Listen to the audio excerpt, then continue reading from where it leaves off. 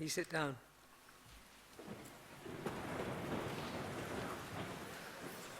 Your Royal Highness, Your Excellencies, my lords, ladies and gentlemen, thank you for joining us for this year's World Horse Welfare Conference. The question we're going to be considering today is, what is the value of horses? I'm delighted to welcome those of you who've given up your time to come here and be here today, but we're also being watched live over the internet as this event is being live streamed. It's also being discussed on Twitter using the hashtag value of horses, and I hope those of you who Twitter will join in the conversation. Before we begin what is a very full programme, I'm afraid I've got to draw your attention to a few of the usual suspect points. First of all, security. I think we all know already that the terror threat level is currently at severe, not just here, but that is the highest level but one, so we've all got to take extra security precautions, which means, effectively here, would you please all make sure that you wear your name badges at all times. It helps the staff and security enormously. Secondly, fire. In the case of fire, the alarm will sound, and the entrances and exits to this theatre are clearly marked as fire escapes. Once you're out of the theatre, could you make your way to the nearest exit on street level, I'm told to tell you, The fire meeting point is in front of the Royal Albert Hall, so nobody should get lost, and you should make your way to that point and wait for further instructions there. And lastly, I have to tell you that first aid, there are a number of members of staff here who are fully trained, and if there's a first aid emergency, will you please tell reception immediately, and there's a first aid room which is facing the cloakroom next to the ladies' loo. Right, now down to the business. I'd like to introduce, first of all, somebody who has made this conference possible today, as he has for the past 3 years, and that is the chairman of Betfair, Gerald Corbett. Betfair are not only involved in racing, as we all know, but play an enormous part in relation to horse welfare and the welfare of those who look after horses far beyond it. So can I start by introducing Gerald Corbett, the chairman of Betfair.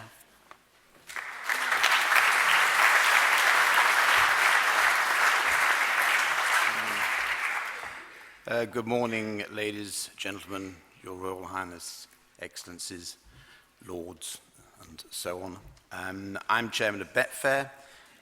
It's a tremendous honour to support World Horse Welfare and to support this conference. For the 14 years of its existence, Betfair has had the horse at its heart. It's tremendous to have one of our founders, Bert Black, and his wife here today.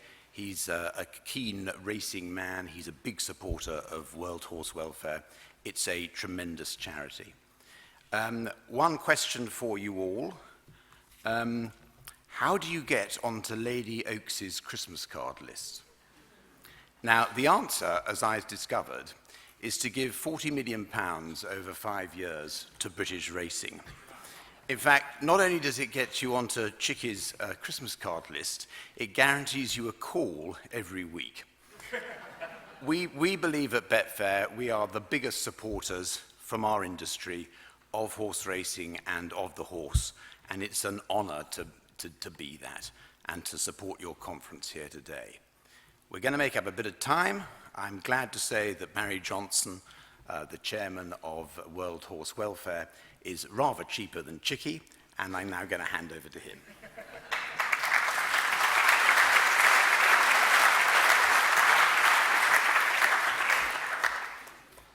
Good morning, Your Royal Highness, Your Excellencies, Lords, ladies and gentlemen. Before we begin in earnest, I'd like to offer my sincere thanks to Betfair for making this event possible for the 4th year. Their support's an outstanding example of the commitment of the horse industry to improving the welfare of horses of all kinds, and we're extremely grateful for it. World Horse Welfare receives no government funding. We rely to do our work on the possible donations from kind people and from generous companies who care.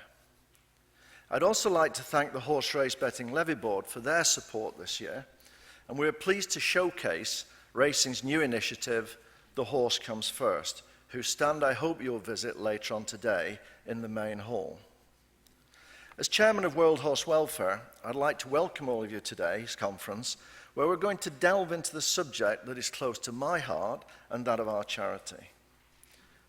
What is the value of a horse? There are probably as many answers as there are people in the room today. And as a practicing veterinary surgeon of more than 40 years standing, I can say that I've seen firsthand vast differences in the perceived value of horses and how that has impacted on their health and welfare.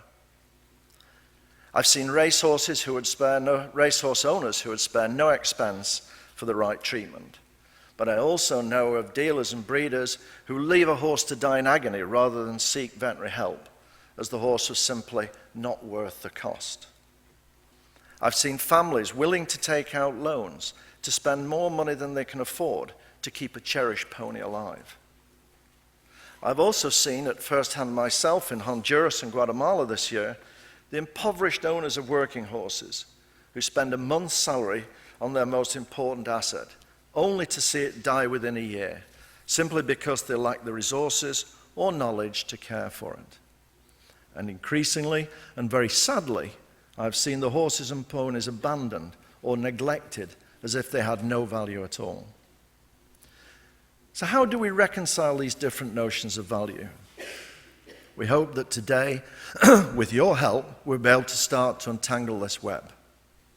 As last year, World Horse Welfare will be giving short, sharp presentations after lunch to uncover what we see as the three main values.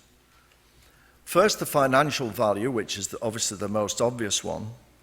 Secondly, the functional value, where the horse serves a purpose, for instance, as transport, agriculture, or even food. And in today's world, their utility value is becoming more and more apparent as the health and therapeutic benefits of riding horses are being recognized. And finally, emotional value, where our feelings for horses enrich our lives or motivate us to be involved with them and help them. These are basic categories with much overlap, but as you'll see later today, they highlight some surprising realities of how people view and so treat their horses. I believe everyone in the audience here can understand all three of these values in their everyday lives. But the emotional value, our love of horses, is what makes us come together. And although World Horse Welfare is renowned for its practicality, this emotional value is what motivated our founder, Ada Cole, and all of our supporters ever since, to stand up for what is right, fulfill our responsibility to these amazing animals, and hopefully change the world our horses live in for the good of all.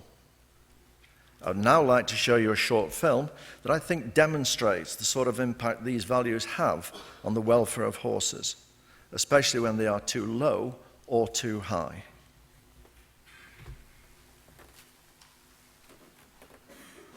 Value, a word that has many different meanings, not least when applied to horses. Perhaps never before has the value of horses been so hotly debated than in the 12 months since the last World Horse Welfare Conference. We all know of the horses worth millions of pounds, elite athletes that perform at the highest levels of competition and racing, who are expensive but with luck can make millions more for their owners.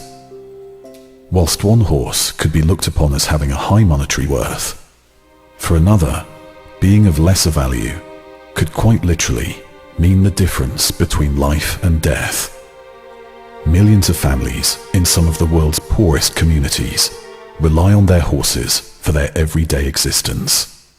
This year, World Horse Welfare hosted the 7th International Colloquium on Working Equids to look at the impact of the working equid's role in human livelihoods and the link between the working equid and human welfare, with the aim of building an even stronger case for collaboration with human development NGOs, universities and governments to give both horses and the humans who depend upon them a better future. Horses in Britain aren't relied upon in the same way, but does this make them more or less valuable? What future will Britain's thousands of horses at risk have? Some are hoarded by well-meaning but overwhelmed owners, while thousands of others are dumped to fend for themselves on other people's land. What is their value to the people who own them? Fly grazing is out of control in many areas around the country. But why do people treat their animals this way? Left like rubbish on verges and wasteland. What is the value of these horses, and what does this mean for their future? But it isn't only fly-grazed horses which suffer. When is the emotional value of a horse so low that it becomes too much trouble to take the head collar off a young foal? There can be no excuse for the condition World Horse Welfare found Star in, left to fend for himself, with his head growing into a leather head collar. How could he have been left like this?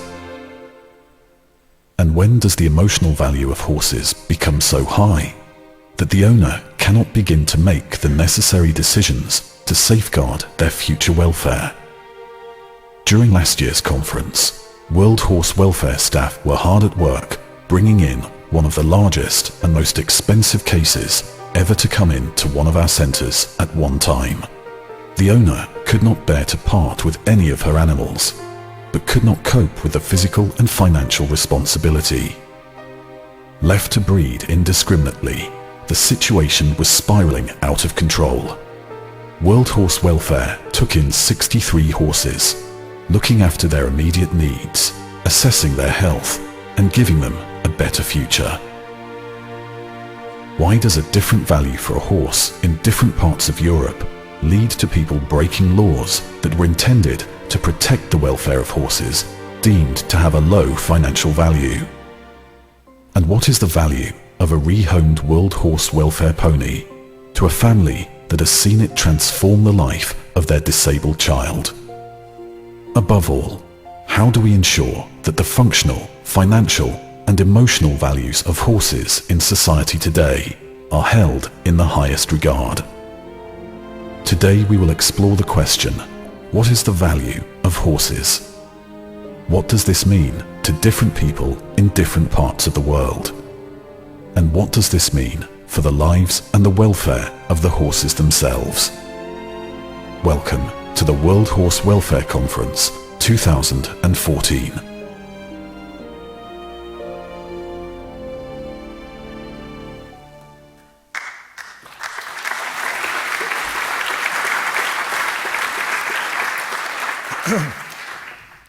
And with that, I would now like to invite our President, Her Royal Highness the Princess Royal, to formally open the conference.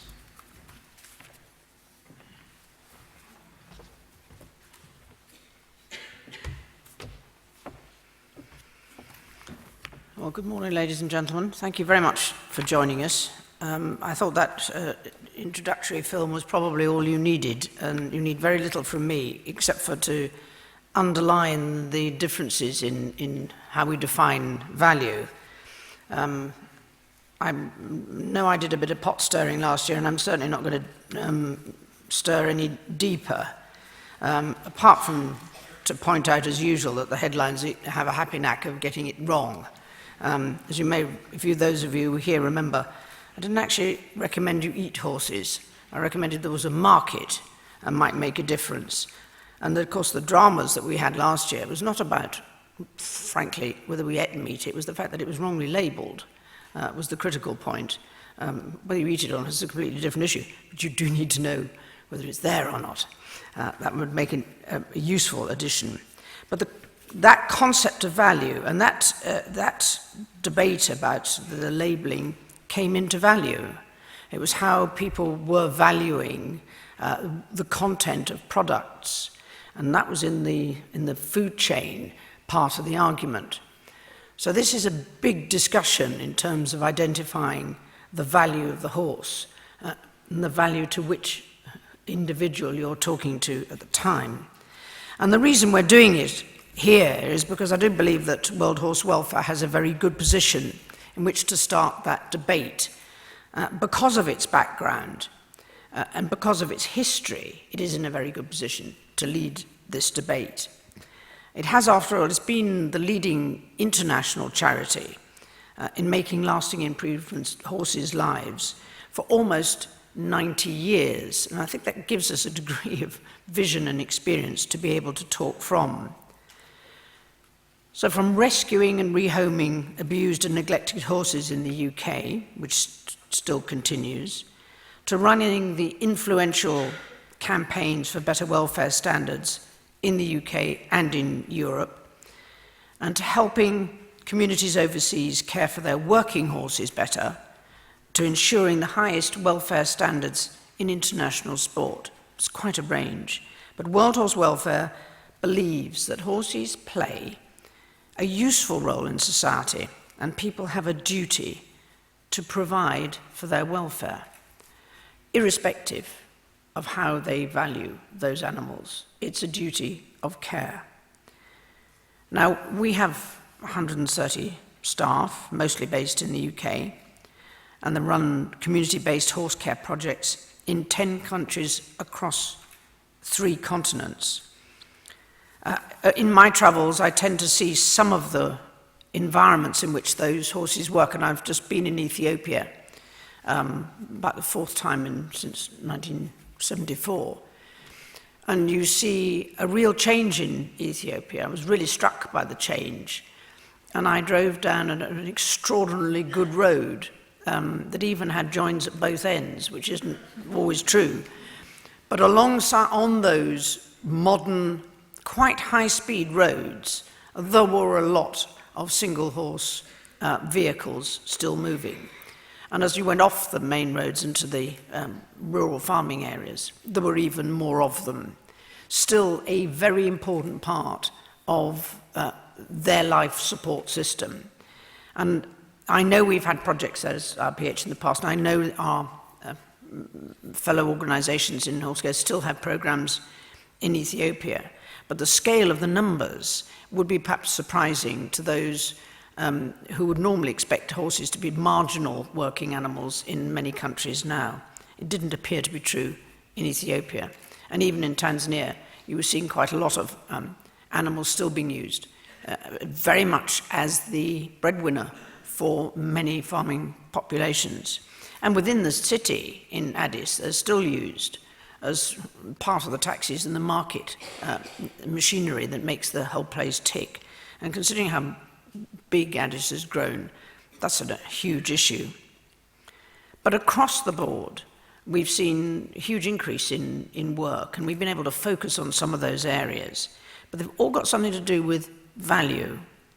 The scourge of fly grazing, that in that moment when people decide, I can't afford this, but I can chuck it out, I'm not going to make another decision. And what fly grazing means to those for whom those animals whose land they're on. The rather long-winded process at the moment, sadly, that takes anybody who wants to move horses. That is an area where we have a huge involvement in trying to make a change. The crisis and horse crisis here and rehoming is, of course, linked to that fly grazing. What do you do when you pick up these horses? Where do they go? How do we care for them? The difference we can make in terms of identifying animals which really do have a future and those who don't, and making that difficult decision which many horse owners won't make. And what do you do next in terms of rehoming? I'm encouraged by the response to the rehoming programme, because that's an area which has real scope for the future, but it's a different sort of value in terms of that emotional contact and where horses can live out their days. And finding enough people to do that will continue to be a struggle, particularly if they're people who can manage up to a point, but when the care package becomes too much like a physical package, it's becoming too difficult for them, we'll have to revisit that arrangement. Putting equine welfare on the map of the European Union, well, as an organisation, we've had a pretty high profile in Europe, and I think have made a huge impact on the issues affecting horses and the horse sector in the European Union, and certainly with a view towards including horses in impact assessment for a possible animal welfare framework law. We know that there are a number of different laws that in the European Union which we have some difficulty in dealing with, and we have a special relationship with them, and we need to maintain that and understand the different influences that affect our markets into Europe. Again, the difference in terms of values. The raising of the welfare standards overseas, I've just touched on in terms of the projects that we have across 10 countries. It is very much a program of understanding the place of the horse in those communities and where and how to introduce the levels of training and skills upgrading that need to be put in place and where to put in place. And of course, the training of people in order to maintain those standards in the future. That's a big program, but it's understanding the environment in which those horses are living and working that makes it work in the long term. More crucially, and perhaps more relevant for the long term, is this business about equine identification and a central equine database. Well, that's a particular issue here, possibly, but equine identification will be closely linked to the values that people place on horses. because of that ability to identify and maintain that identification. This so far hasn't been that an easy a debate, and particularly here in the UK, where arguably there are so many different organisations who have in the past been responsible enough to maintain records, but the records are divided into breeds and classes, whether it's sport or show, and there are too many of them. And we need to understand how having a centralised base will actually improve the situation and not dilute the knowledge that has been gained by those organisations in the past, for whom the breeds rely for that long-term information and historic knowledge. But it will become more of an issue, and I rather hope, eventually, that technology really will make a difference in this area, and it will become a simpler process, which will be a more globally integrated system. But I think that could have a real impact on establishing values and allowing that follow-up, that identification, right the way through a horse's life. That links in directly with horse exports and imports, particularly those going unchecked at British borders. And I suspect there are a lot of innocent victims who think they're selling their horses appropriately, who then find them being misappropriated in terms of they think they're selling them to go to a job, to sport or related in Europe, and they're not. They're going to markets where slaughter buyers do attend. If we had a better form of identification that we could trace these horses, I think that would give confidence to owners and dealers alike, that they knew where their horses were going and what the purpose was. Now that, in a sense, is a decision for them to make, where it goes. But that should be clearly understood, that we have an understanding that horses don't travel live to slaughter from the UK overseas. And that is something that we should be able to maintain and stand by. And identification will be important to allow us to do that. The tripartite agreement, the vulnerable horses that should have greater protection from needless journeys to and from the continent, that again is linked in with identification in the market. But now that that tripartite agreement has been amended, we should be in a better position to protect some of those vulnerable horses. It is a curious contrast, isn't it, in terms of the level at which those high-level racehorses and sport horses travel to and from the continent and the others. And that's trying to close that gap and trying to understand where we need to work hardest to make sure that those vulnerable horses don't slip through, that the value in terms of the most expensive animals, in terms of their owners and riders, don't mask what's going on underneath, and that the join between those two can be filled by organisations who have an understanding of how that market works. Today's discussion about value, I'm sure, as Baroness suggested, there will be practically everybody will have a slightly different version of how they value horses. And in that sense, I don't think it matters. But if we can use the range of experience that World Horse Welfare has, it gives us a better chance of spotting where the weak spots are, where the vulnerable animals will slip through, and where they're likely to end up, and that we can identify more readily the people who are responsible for, in some cases, quite deliberate forms of abuse to animals by neglect or abandonment.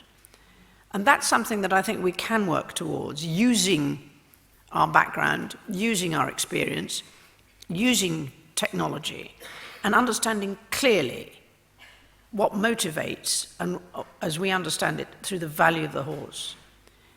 There is quite understandably a difference between those who believe animals can work and they have a value, but then it's equally true that people have an emotional attachment which has a different value.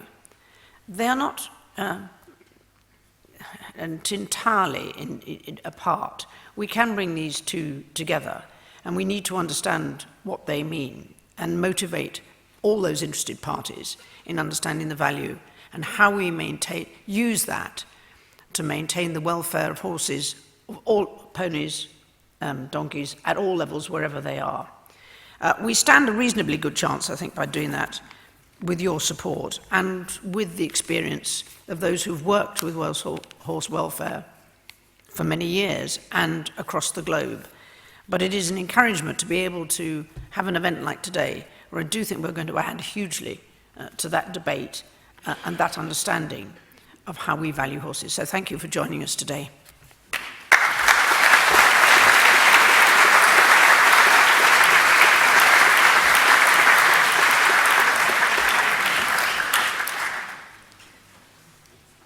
Your Royal Highness, thank you very much for that opening address. If you were trying to choose the president of this charity, you would want someone who had knowledge and expertise, dedication, practicality, common sense, realism, and the courage sometimes to say what needs to be said, even when it's difficult to do so. And in your president, you have that in this charity, without any question. I'm going to now ask our next speaker, who is the General Secretary of the German Equestrian Federation. He's come specially over today to speak, and he's going to talk about the European view of horses, particularly in sport and leisure. Soenke Lauterbach.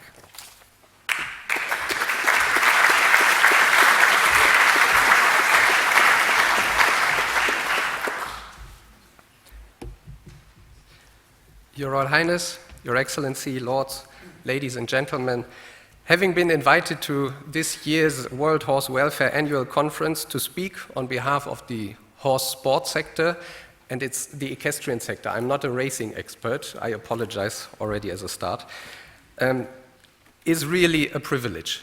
And I'm particularly glad that I didn't let you down this time, like in the National Equine Forum in spring, where I fell ill and Andrew Finding had to hold my speech, so I'm here and I'm glad about it.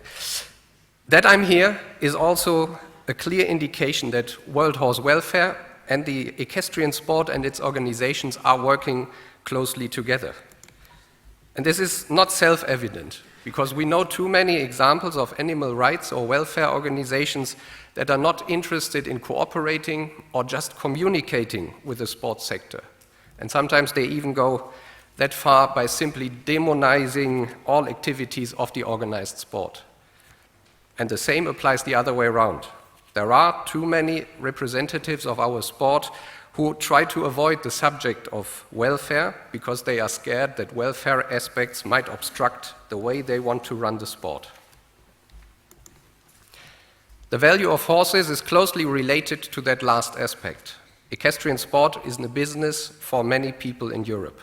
Sometimes we even use the term industry to describe the equestrian sector. The contribution of this equestrian sector to the gross national product is estimated at about 50 billion euro in Europe. There are millions of sport horses, and around 1 million Europeans make their living in this area. So it's obvious that there are interests not to disturb business in any way. And this includes requests about horse welfare, because these usually ask that a horse should be given more time during its education, it should compete less, it should work less as a school horse, or it should not be used under the influence of medication. In the eyes of people dealing with horses, all this could be considered as costly or reducing the value of the horse. The question of value of a horse in sport and leisure depends on the definition of value in the first place. A horse can be valuable financially. This is the first association one might have. It can be valuable in the social and emotional context and in the context of health management. Let me start with the financial side and how we define a horse's financial value. This depends very much on the job the horse is expected to do. Does the horse, from its breeding background, have the potential to fulfill this job? In some breeds, the mares and the semen of stallions are generally more expensive than in others. Then the individual potential, the talent of the horse for the job has to be judged. Will this be a future championship horse, or will it be a brave horse for wealthy amateurs? The factor of hope is essential when people define the value of a horse, especially of a young horse. We all know that the education of a horse takes quite some time. Starting at the age of 3 or 4, top level can only be reached after at least 4 to 5 years of training, education, and competition. You can reach lower levels of competency faster, but no matter what, you need to stable, feed, groom, treat, shoe, and train the horse. So every month of training costs the owner real money. And not every trainer charges you the same fee. The top specialists in their disciplines are much more expensive than a normal trainer from around the corner in my local riding club. How long does it take to train the horse for its job? Who is the trainer? And how many additional efforts need to be spent? These questions make a difference where it comes to financial value of a horse. There is the situation of supply and demand, like in all other areas of the free market. If there are loads of horses available for a special purpose, you get them at lower cost than if there are only few with many people aiming to buy. Let's divide horses into a couple of groups, and forgive me, this is very, very simplified now. We have pet ponies, costing maybe 200 pounds. We have leisure horses, costing maybe 1,000 to 10,000 pounds. Sport horses, between 5,000 and 100,000 pounds. And top sport horses, between 100,000 and, say, 5 to 10 million pounds. So there is an extreme range of financial value. Quite often I hear questions like, is this fair? Breeders and dealers are going through very difficult times nowadays. The market almost collapsed during the global financial crisis.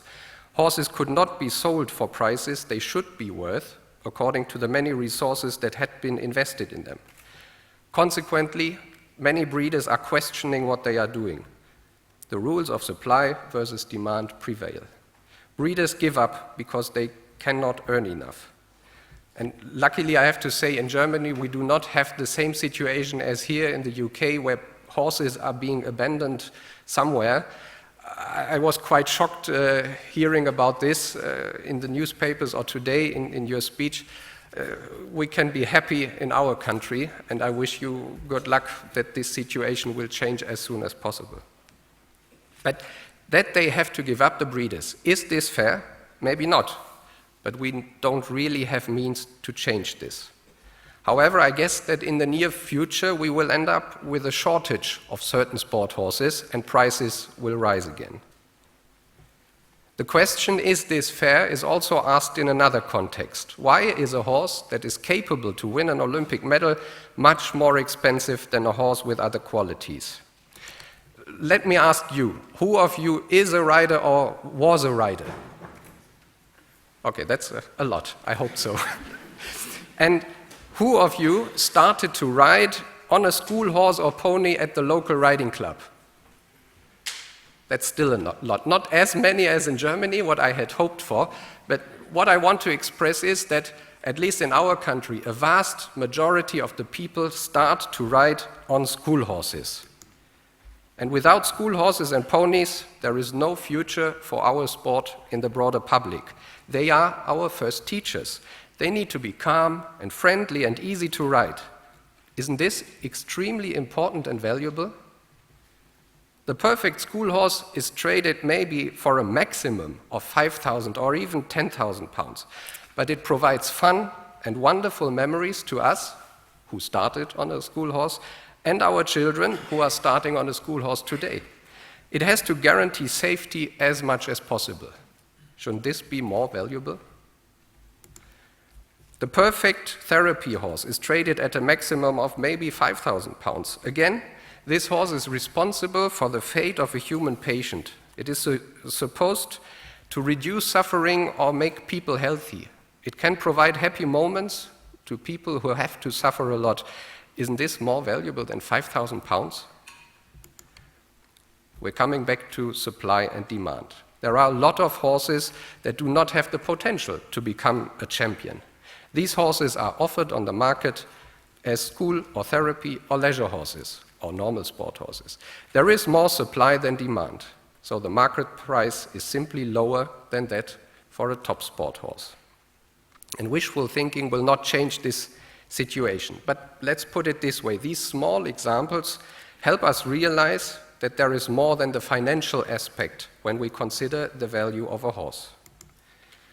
Our children, youth in general, benefit so much from being around horses when they grow up. They can enjoy this animal as a partner. Many say as a friend. I do not think that a horse considers a human as a friend, but if it's the other way around, so be it.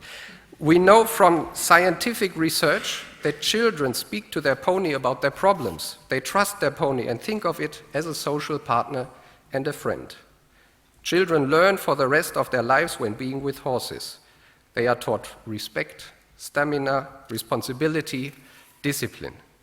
They benefit from these experiences in their school life and later in their professional life. Consequently, our society and economy benefit from these ethical and social values that people have been taught from horses. When speaking to non-horsey people about the influence of the horse, I like to state riders are better people. Usually they understand the message. Equestrian sport is also a lifetime sport. You begin to ride at the age of 6 and you can continue until you are 86. It keeps us active. It keeps us outside in the fields, in the fresh air. It keeps us healthy. Of course, with the exception of some accidents that can happen in any sport or activity. This is what distinguishes our sport from other sports. It's not just the exercise.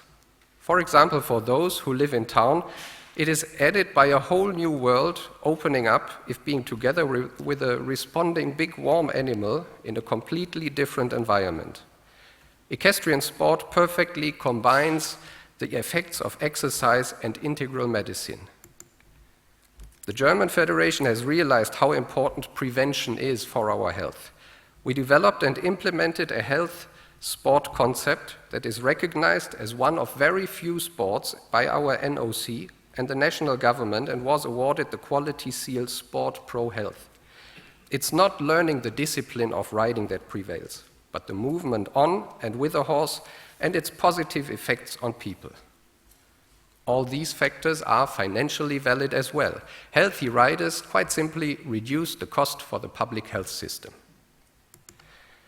Horses in therapy even go one big step further. Jason Hare is going to provide more insight later on. The benefits for humans from horses used in therapy are undisputable and again so valuable for our society in general. At least they could be if we had enough of them and if our health systems would really understand these benefits. That is the task we still have to work on a lot. Even for people who have no direct contact to horses, they seem to have a value. The horse has always been an animal of admiration. This was the case in the Middle Ages when the cavaliers had the most beautiful and powerful and costly horses, and this is still the case today. The horse is still admired. It is considered beautiful, strong, and elegant, and the fairy tale unicorn presents the magnitude of beauty, honesty, and pride. How many families stop on the Sunday's walk at the meadow, watching the horses, hoping to get a chance to feed or even touch them? The horse is also considered a status symbol. All these factors lead to horses being very present in marketing. I was sure you would like the actor, at least the ladies, huh? There are so many advertisements or commercials using the horse to create trust and interest. Interestingly, when you travel to Asia, this trend is even more visible. Every second advertisement in Hong Kong or Beijing makes use of horses. And this happens in a region where most people may never have seen a real horse in their entire life. So the fascination of the horse prevails around the globe. Is this important for us? And is it in any way related to welfare aspects? I think so. We as equestrians are responsible for our sport partner horse. We need to take care of it, treat it well. This is a serious task and it's self-evident. However, our efforts to take care of the horse are not only judged by ourselves. Especially here in Europe, we are under the supervision of the general public. People love horses, so they do not want to see them suffer. They expect us equestrians to treat them well. Definitions by the public of what is good practice are not always correct because they may tend to humanize horses.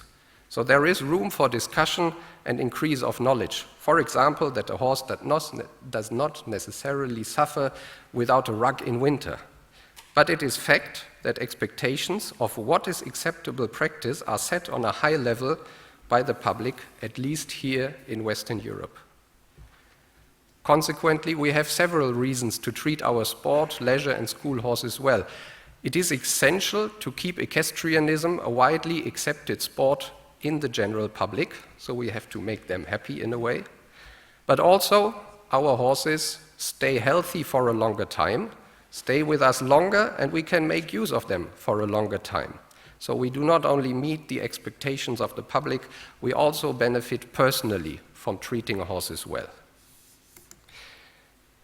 To conclude, I hope that you share my view that there are different perspectives to judge the value of horses. Financial, ethical, emotional, social, and health aspects are pieces of this puzzle.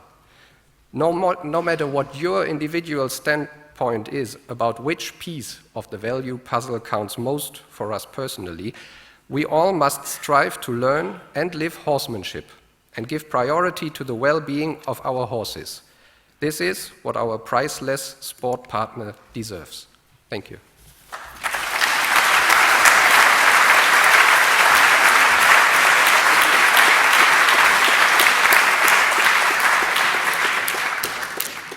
Thank you, Soenke, for what was, I think, very thought-provoking, and perhaps we'll all go away and reevaluate the value that we put on horses we know and are fond of. But I'm going to ask you to come back, together with our other speakers, shortly to answer some questions, so perhaps people in the audience can be thinking hard if there are things you want to ask later. But I'm going now to ask our next speaker, who is Professor Cathy McGowan, and she is going to speak about the value of horses in developing countries.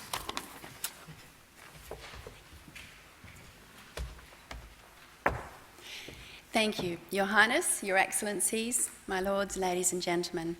Thank you very much to World Horse Welfare for inviting me to speak today in this amazing conference on the value of horses to human society.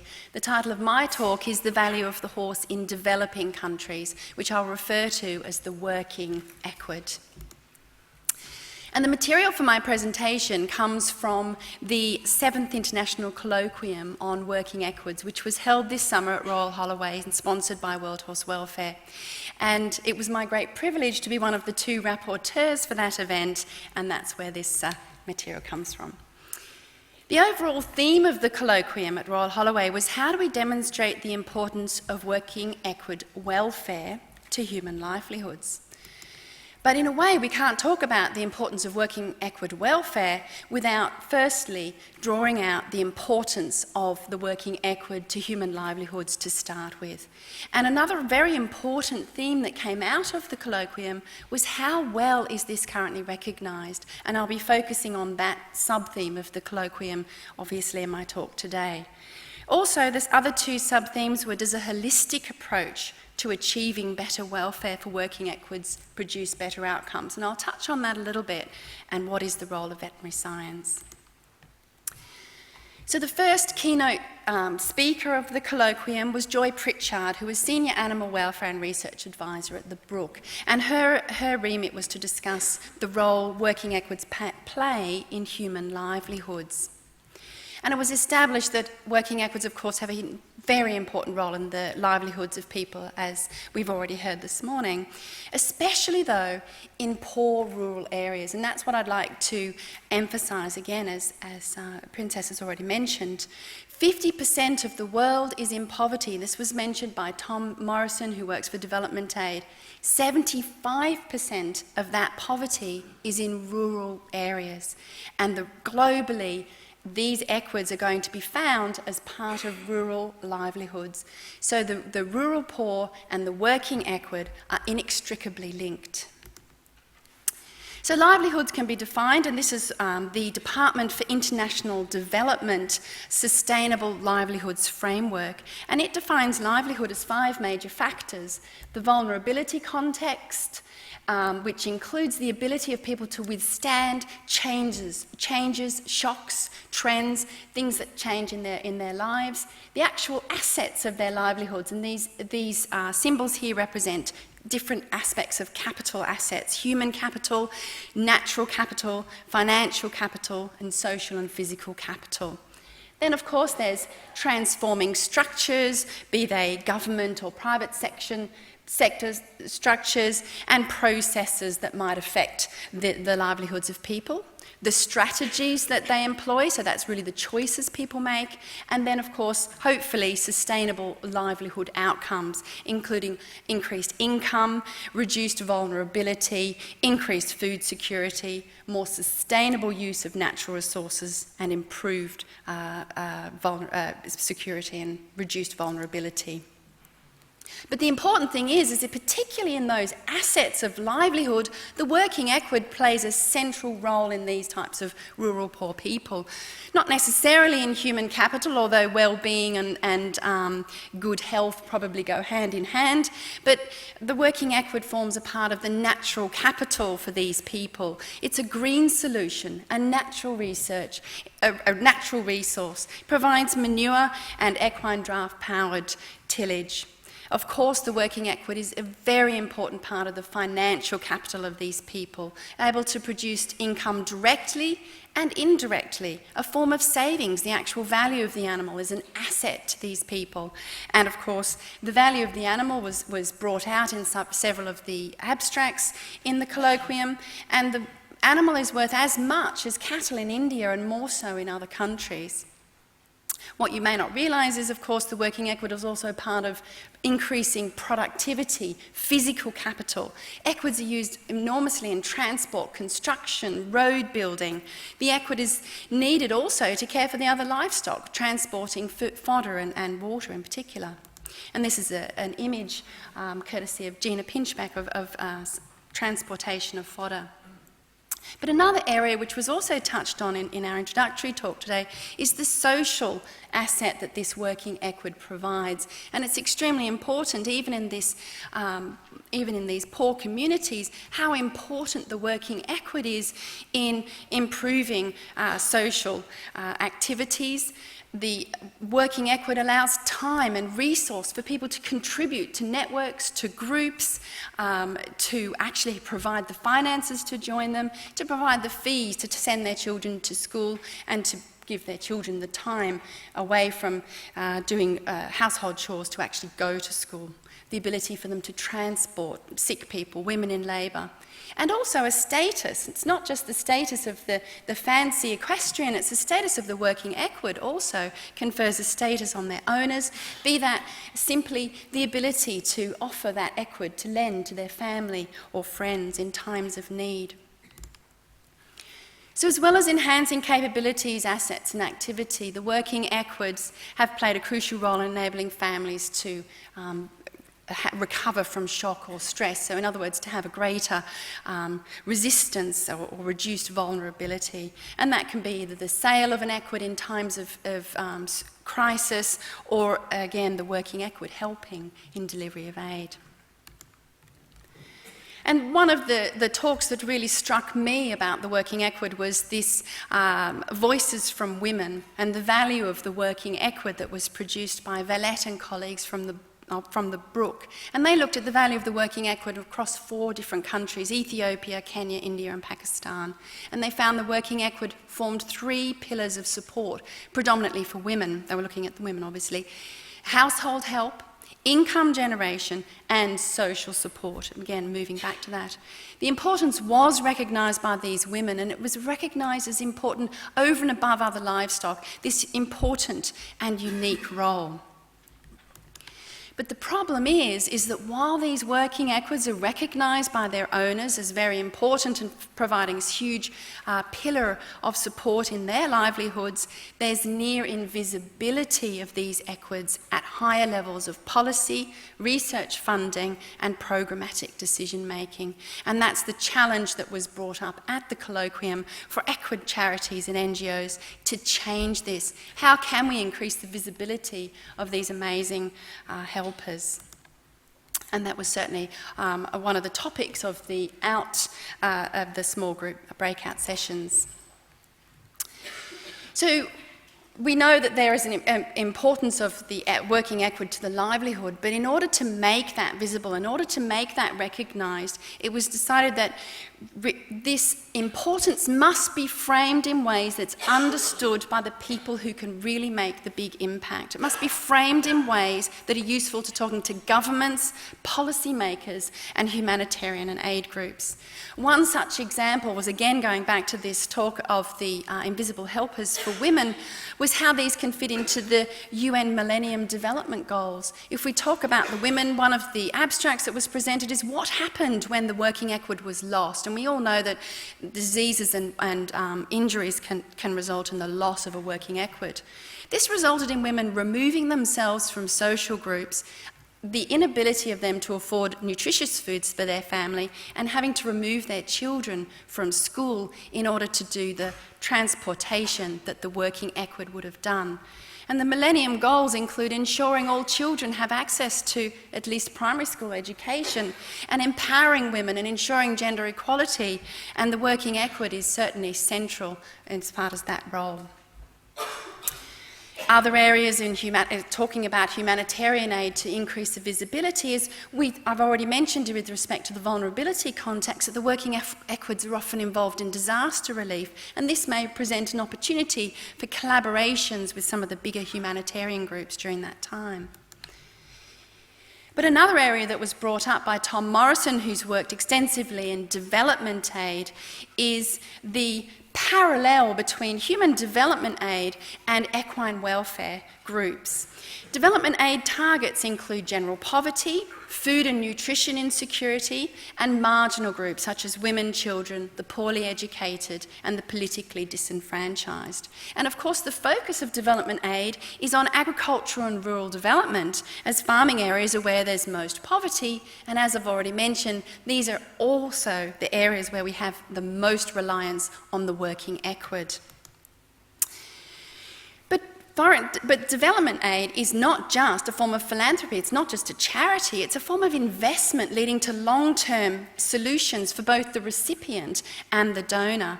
And it's important to understand that we've got the working equid, improvement in working equid welfare, which is central to the livelihoods of these people, and we've got the development aid, each with the same goals, and they're running in parallel. And the challenge is to get those two areas linked, and in order to fully recognise the central role of the working equid in the livelihoods of these people. And as Tom concluded, the case for a link between equine welfare and wider international development aid is logical and strong, and the role that came out of the colloquium was NGOs really need to play a role working with these major development agencies in directing aid to working equid welfare. So moving on a little bit to the welfare of working equids, and despite their importance, we've all seen images of injuries and diseases affecting these working equids, and despite their importance, the welfare is not always a pretty sight, but it's not always the power of the owners to affect that.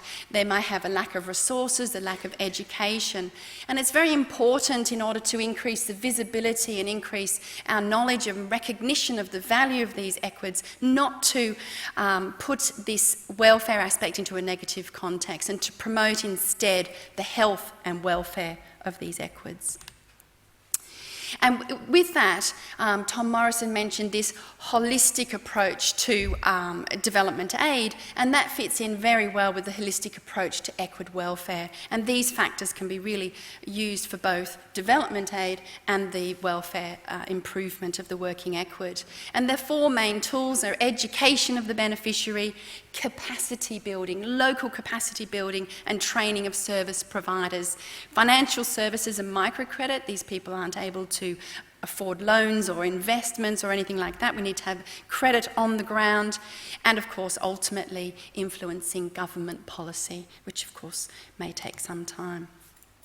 But that holistic approach to development aid, again running exactly in parallel, also works for the equid owners. And this was brought up in a lot of excellent examples during the colloquium. Education of the equid owners, capacity building and training of service providers, the vets, not just veterinary surgeons, but para-veterinary surgeons, communities, and these equine welfare groups, which were local people who could have a major effect in preventive healthcare and really affecting a solution. And Kalita and some of the colleagues in India presented a really good example of that.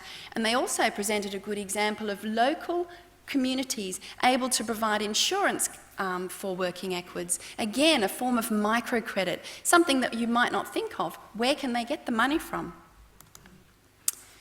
So the holistic approach is a very important thing, and it doesn't just include the holistic approach to the welfare and the health of the animal, it includes putting that animal into the context of where it is and its importance as part of the livelihood and a part of the value of these people's lives. And a holistic approach should mean long-term sustainability of building benefit.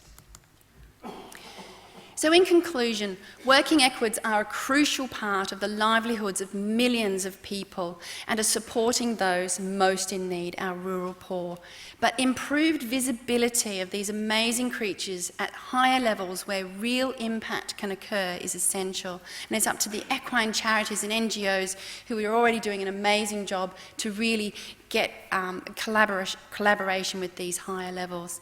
We need to ensure the right language is used and the right questions are asked, ensuring that we can involve government agencies like development aid, involve humanitarian aid agencies, and also for long-term community approach, which is holistic, inclusive, and informing.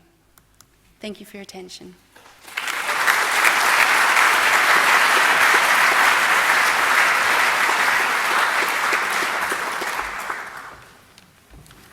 Cathy McGowan, thank you very much for that. In a country where we tend to look on horses as being sport and leisure animals, it's good to be reminded that they are in fact an important part in the fight against poverty, and improvement of their welfare helps people too.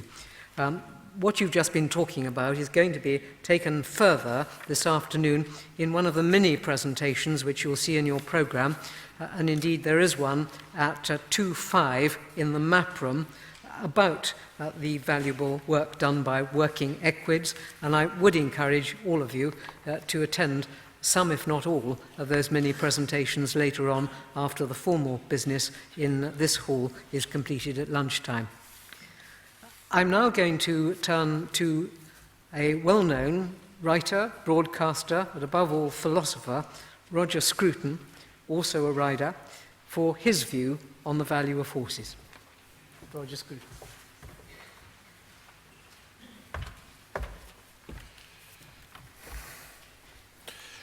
Your Royal Highness, Your Excellencies, my lords, ladies and gentlemen, it's a great privilege to be invited to address this audience on this most important topic, especially given the fact that I know absolutely nothing about it. I'm a latecomer to the horse culture. I suppose I must have been about 40 years old when, after a life spent in universities, speculating uselessly about abstract things, I found myself on a horse going down a country lane and again meditating uselessly on abstract things, and the local hunt galloped past. Unfortunately, I didn't know how to stop this horse and found myself galloping with them, and recognized that for the first time in my life that I didn't actually know what this creature is beneath me. It had never revealed to me before that it isn't an individual, but an incomplete part of a herd. And suddenly I was on it at a moment of completion and recognized that I was riding 25 horses and in control of none of them. And this, to me, was an eye-opening experience. I recognized that I am indeed member of a quite different species from this thing, which I've been trotting along on. And I did become very interested thereafter as to what it was that, first of all, separated me from this other animal, and secondly, united me with him. So I came as a refugee then from urban life and academic unrealities to this new experience.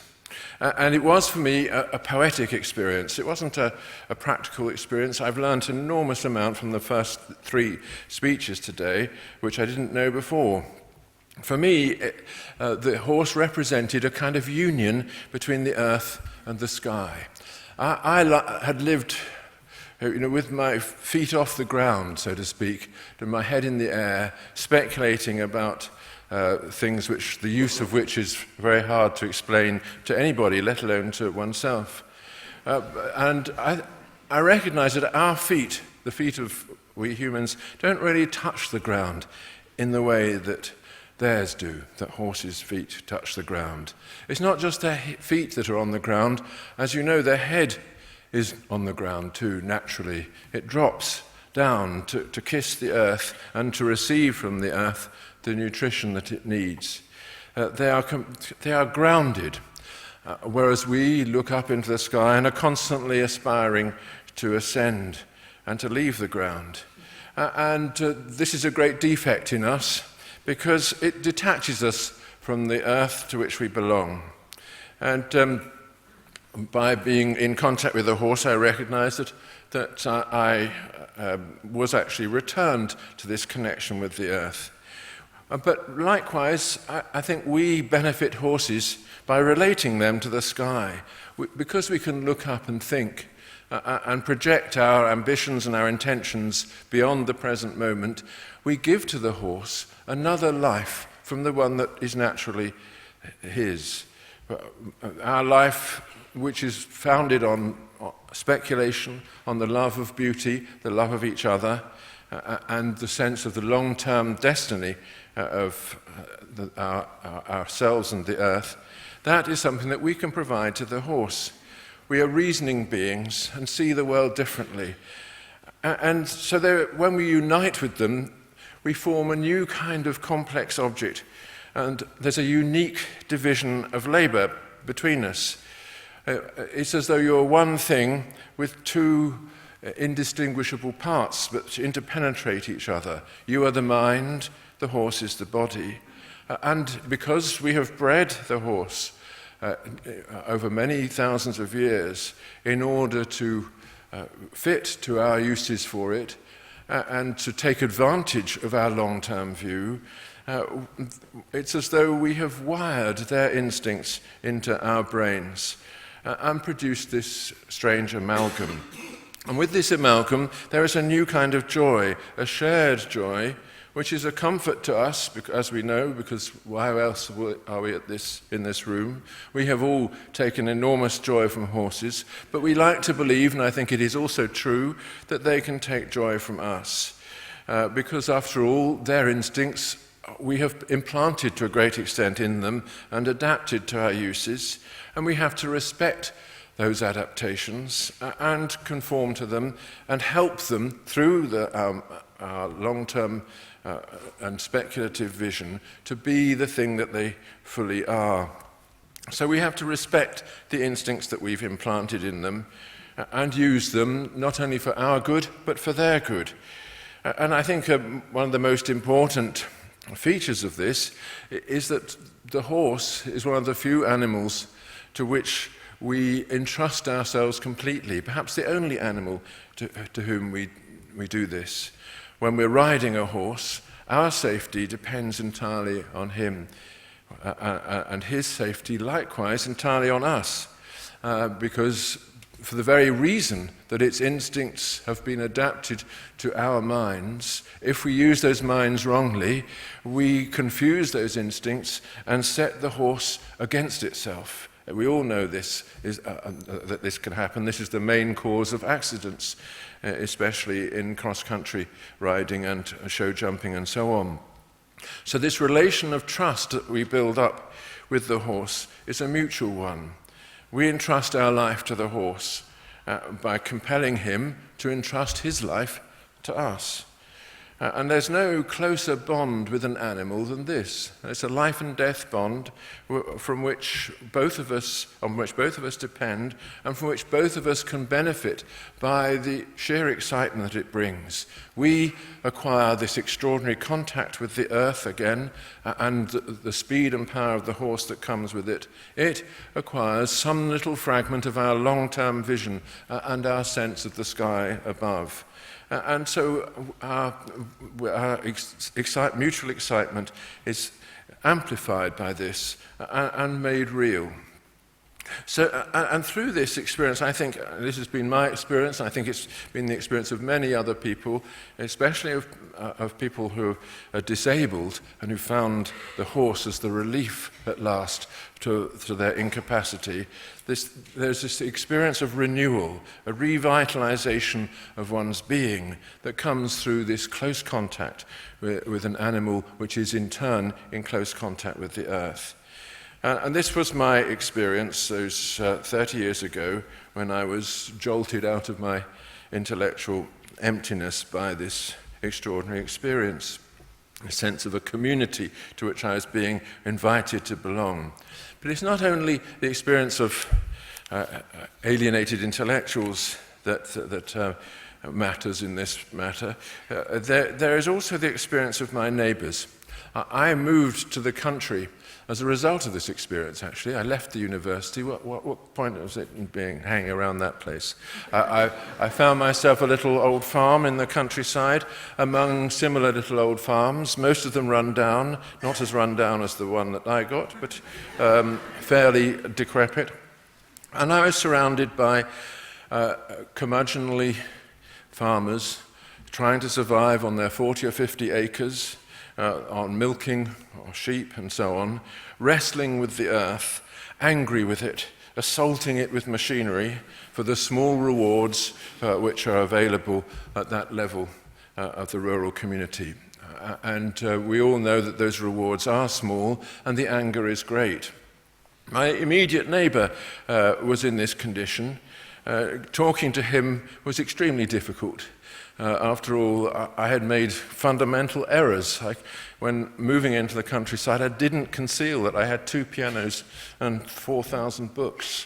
These were carefully locked away and concealed, of course, but nevertheless, the rumour of their existence had spread around the neighbourhood.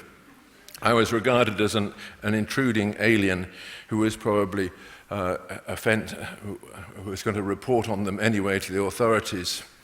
This farmer was indeed, as I say, at war with the earth around him. He had his cows and his sheep, but he didn't have the crucial thing that would unite him to that earth around him, which was the horse. And then, by a miracle, a woman came. And it is a miracle in the countryside where I am, I can tell you. But it's a miracle which happened simultaneously to me, I should add.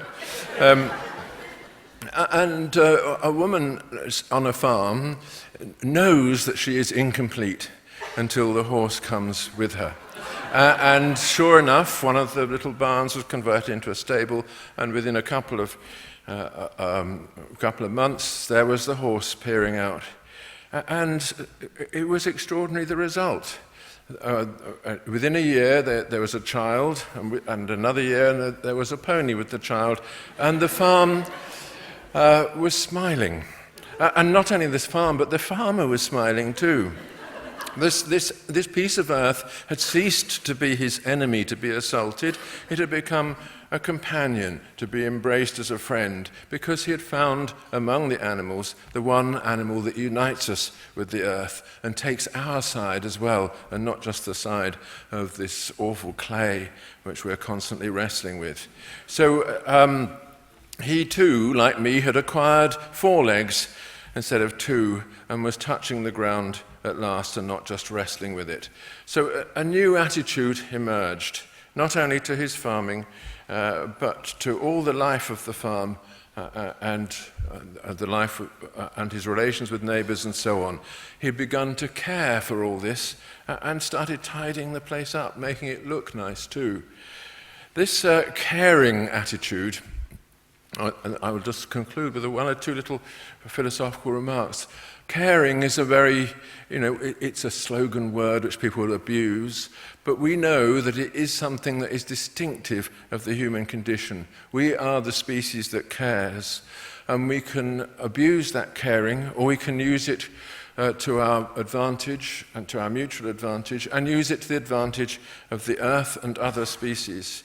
And I think this is one of the things that we do learn from horses, and we learn, of course, from societies like the current one, which are doing such wonderful work around the world in order to amplify that sense of caring.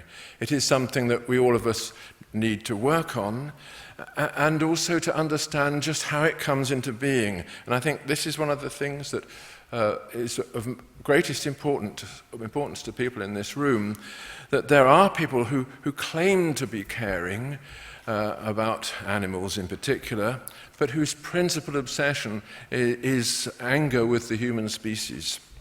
And we've all had to encounter the animal rights activists, many of whom do have genuine emotions for animals, but many more of whom have negative emotions towards people like us, people who actually are embedded in the life of animals and know that caring for them is difficult, tough, that it requires difficult decisions, and that you have to see things often in an unsentimental and practical way. And we know that because we are attached to the earth by 4 legs. But if you remain attached by only 2, with your head in the air, then the whole reality of this situation is not fully apparent to you. And I think we see that in the animal rights movement. That it's essentially a movement that has grown among urban people whose heads are in the air, whose legs are only dangling from their heads, and who haven't really seen that they too are animals just like us. Thank you.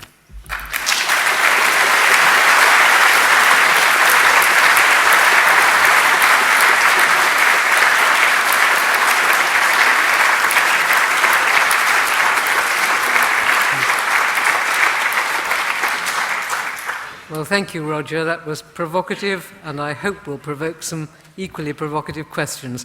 I'm going to ask you to be thinking while we sort out how we hand the microphone round. Right, I think there's a call for some water, if I could ask someone to provide those in need. I'm going to ask now for those of you who'd like to ask questions to put your hands up. We've got some people with roving microphones who will come round. Can I ask you please to keep the questions brief, because that way we'll get a chance for more people to ask them. I address them to an individual on the panel, or indeed to all of them. So I'll try and identify you so that the people with the microphones can get to you quickly. But could those who'd like to ask a question please put your hands up? Well, they've got, one here, a lady with a red jacket. Could I ask you, and others after you, if you give your name, and if there's an organisation which you represent, please give that too. Thank you. It's Sally Godley-Maynard, and I'm a trustee.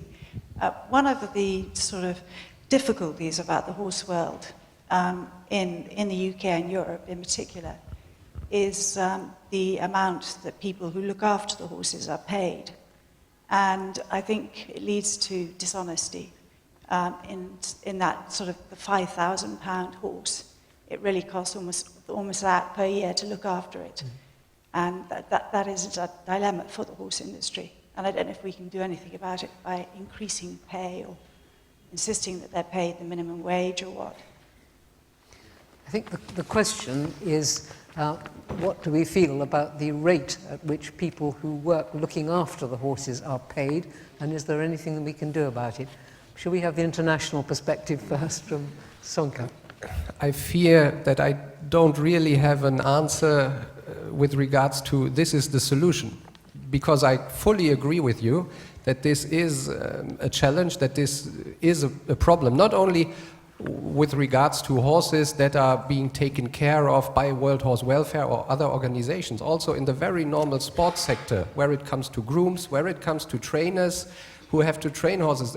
This whole sector really depends on people who can afford to hold horses, to have horses, and equestrians are not all rich. They are a normal part of the society, so many of these can't afford to pay big money for the people who take care of their horses. And we are struggling exactly on this factor, because the people don't earn what they should earn. Cathy? I guess... Okay. Yeah, I don't know the answer to this. I don't have a solution to that either, of course, but I do find it amazing that some of the people that, as a veterinary surgeon, who bring horses to us really do take the care of their animals so seriously, and they really do put aside all other niceties in life to ensure they can look after their horse. It's such a lifestyle decision for a large proportion of our horse owners. I think that's really commendable for them. Roger, what can you add? I don't think I can add anything except to say that it is true that people who are looking after horses professionally are not paid as much as if they would be paid if they were doing something useless.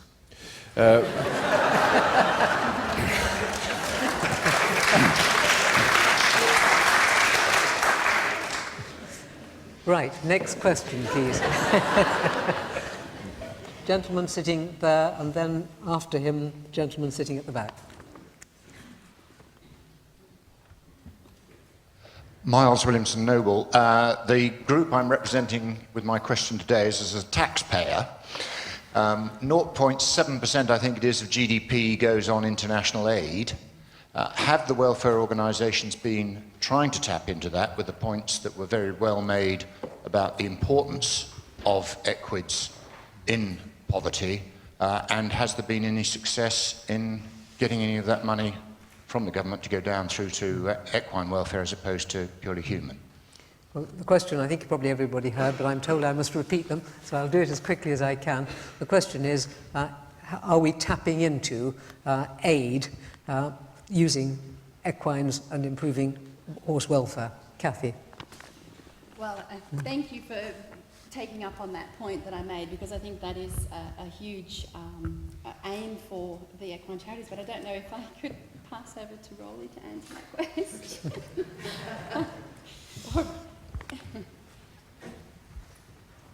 It is certainly a huge focus for us, absolutely. One of the biggest challenges, and it's a sort of a chicken and egg argument, if you forgive the pun, is that certainly within the European Union, within DFID, one of their requirements for funding is that you've been funded by them before. There's a fundamental flaw in that process, but we will certainly seek, after this year's colloquium, there was absolute agreement that, and we had a wonderful speaker from Save the Children, and his advice to us is never take no, not until they shut the door in your face and say, never darken my doorstep again. You keep going, and we will seek to keep going until we can get that first round of funding, and then of course the world will be our oyster. Thank you. Either, yes, please. I could make a comment on this from our perspective. We are not only fighting to get funding for the top sport. At the moment, we are fighting against the implementation of a local tax on the ownership of horses. So more than 300 small cities or towns in Germany have recently, over the last 2 years, considered to implement a tax on each horse.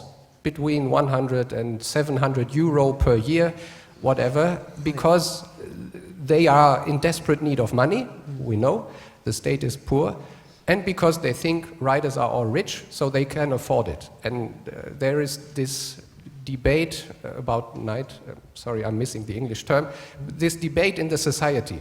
Riders are rich, they can do it, we all are poor. So we are facing this controversy from the other way around. Do you want to add something, Roger? Well, that's a very interesting observation from Soenke. I assume that if the city's proposal goes ahead, you too at last will have the fly grazing problem, and in a big way.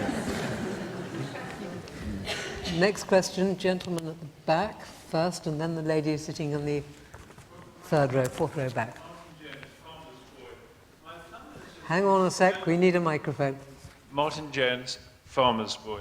My thunder has been slightly stolen because I was wondering why you had this ideal situation in Germany, and we have a less than ideal situation here. But I suspect it all comes down to money in the end, doesn't it? Well, does the reason that you don't have our problem with something like 6,000 horses at risk at the moment come down to perhaps owners in Germany on the whole being more affluent and more limited?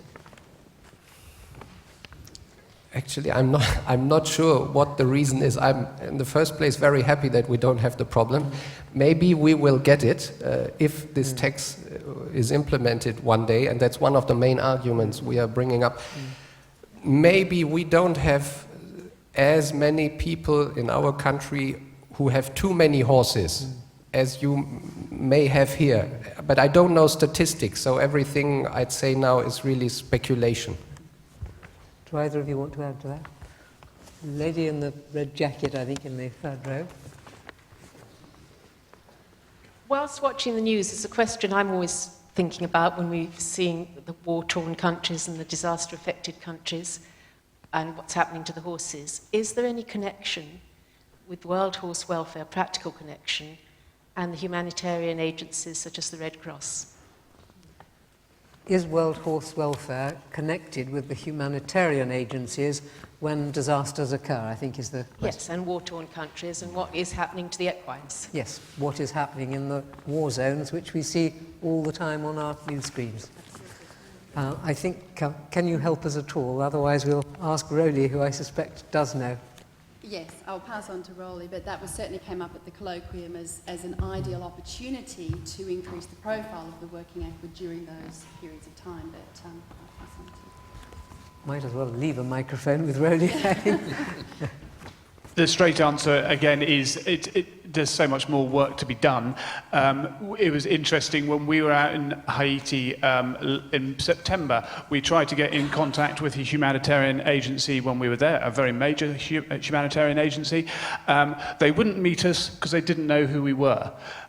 So again, it's rather like not being funded if you haven't been funded before. So it shows that the challenges that there are there, but nevertheless, within disaster situations with regard to the question, World Animal Protection does have a coordinating role to go into disaster areas. So if in one of the countries where World Horse Welfare or Donkey Sanctuary or the Brook or Span or anyone else is working, we will be cued into that whole process, and hopefully it will start to work. And it has worked, not so much with equines, but with other animals. And I know certainly in the problems in North Africa, a number of our sister organisations have been involved in aid.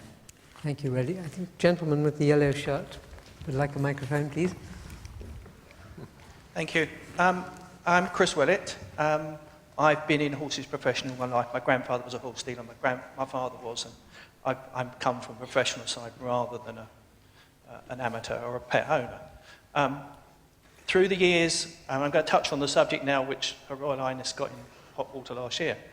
The problem is there is not a minimum value on these horses. When I started, horses had a minimum value, and it was worth the people that breed a colt that has no real value to go and do a job, always had a value. It was worth them looking after it. It was worth them working it, because at the end of the day, it was worth something.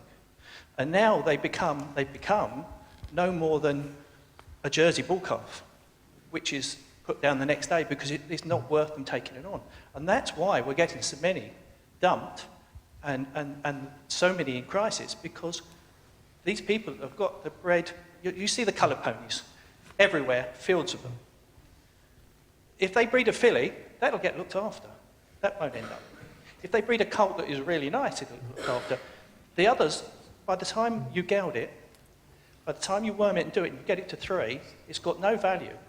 I'm going to stop you because I think your question is, what can we do about the large number of valueless horses which we now have in this country? Roger. I'm afraid I would say eat them. Yes. And when I was a young man, I used to go to Paris regularly, and the first thing I'd do would be to go to the Boucher Chevaline and get myself a nice steak. I know that there is many people would say there's something deep in the English psyche which recoils from eating horse, that this may have some religious origin. Maybe that was a totem animal among our ancestors and that we hesitate to touch it. But it is delicious, and if the animal is properly treated and slaughtered properly, I can't see that this is a worse fate than the others that await it. Do either of you want to add to that? Soenke. Maybe we have to accept, and we have the same situation in our country here, maybe we have to accept that when economy was going well and everyone was earning his money, we bred too many horses. So this reduction of breeding at the moment, to me, is a pretty healthy process, because this, supply and demand. There was too much, and there still is too much supply, because the demand had to go down in a way. I'm hoping that around now or in 1 or 2 years we'll have this change, and it will go up again, because then we are on a more healthy structure there. What you have just said, I think, will have echoes with a lot of people in this room who are having to struggle with the results of overbreeding here over many years. I'm sorry to say I've got an eye on the clock, because my main job today is to try and keep us up to time, and we're slightly behind it. But we've reached the point where I suspect we could all do with a cup of coffee. But don't go away. Come back. After you've been through those doors, you'll be directed to where some refreshment is. But come back if you will. If I could ask you to be back here by 11:45, and we're then going to have, I think, a very important speaker for you. Thank you.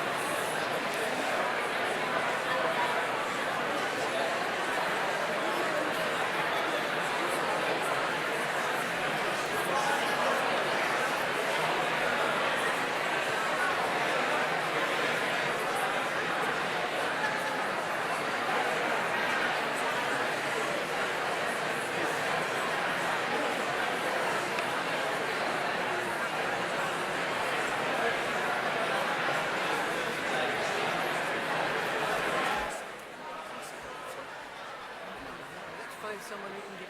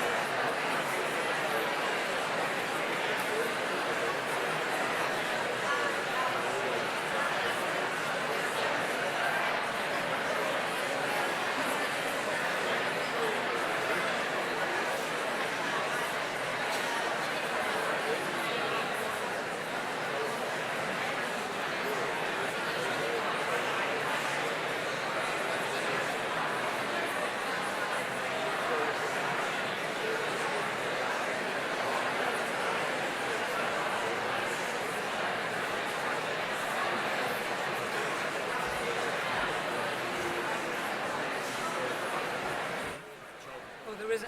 So green is forward. Oswald, thank you. And there is a pointer, there's a laser pointer on there. Green is the forward button.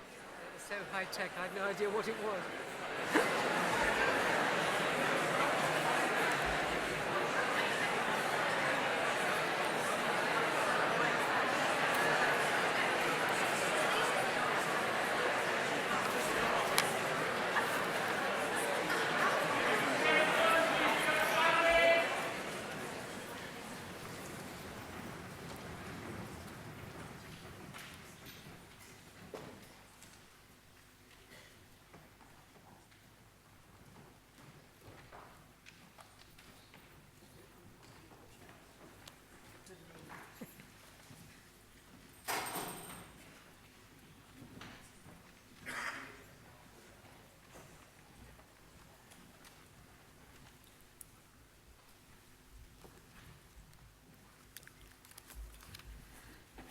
Thank you all very much for coming back.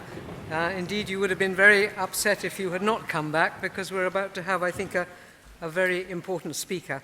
I'm going to ask Lance Corporal Jason Hare of the Royal Marines, who is the team leader of HorseBack UK, to make a presentation about the value of horses to people who have suffered life-changing injuries and indeed others.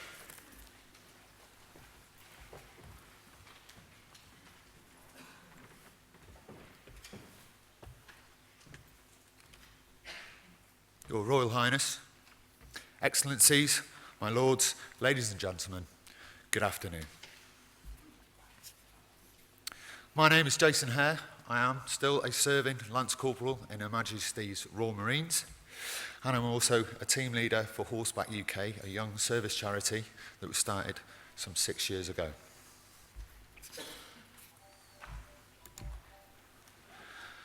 I joined the Royal Marines on the 11th of September 2000 and passed out as an original with 793 Troop and joined 45 Commando Royal Marines up in Scotland.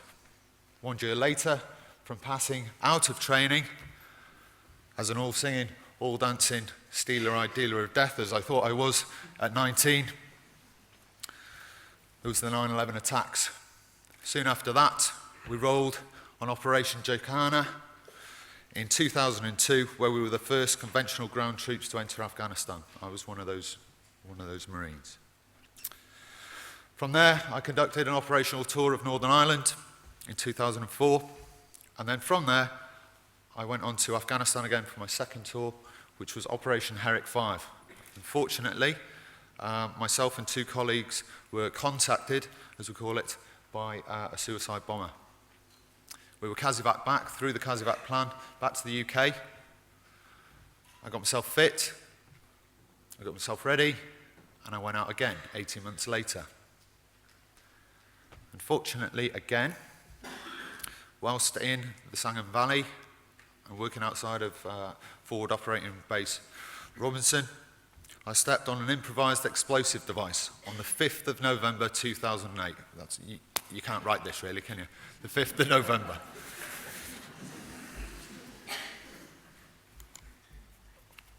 And that began my recovery pathway.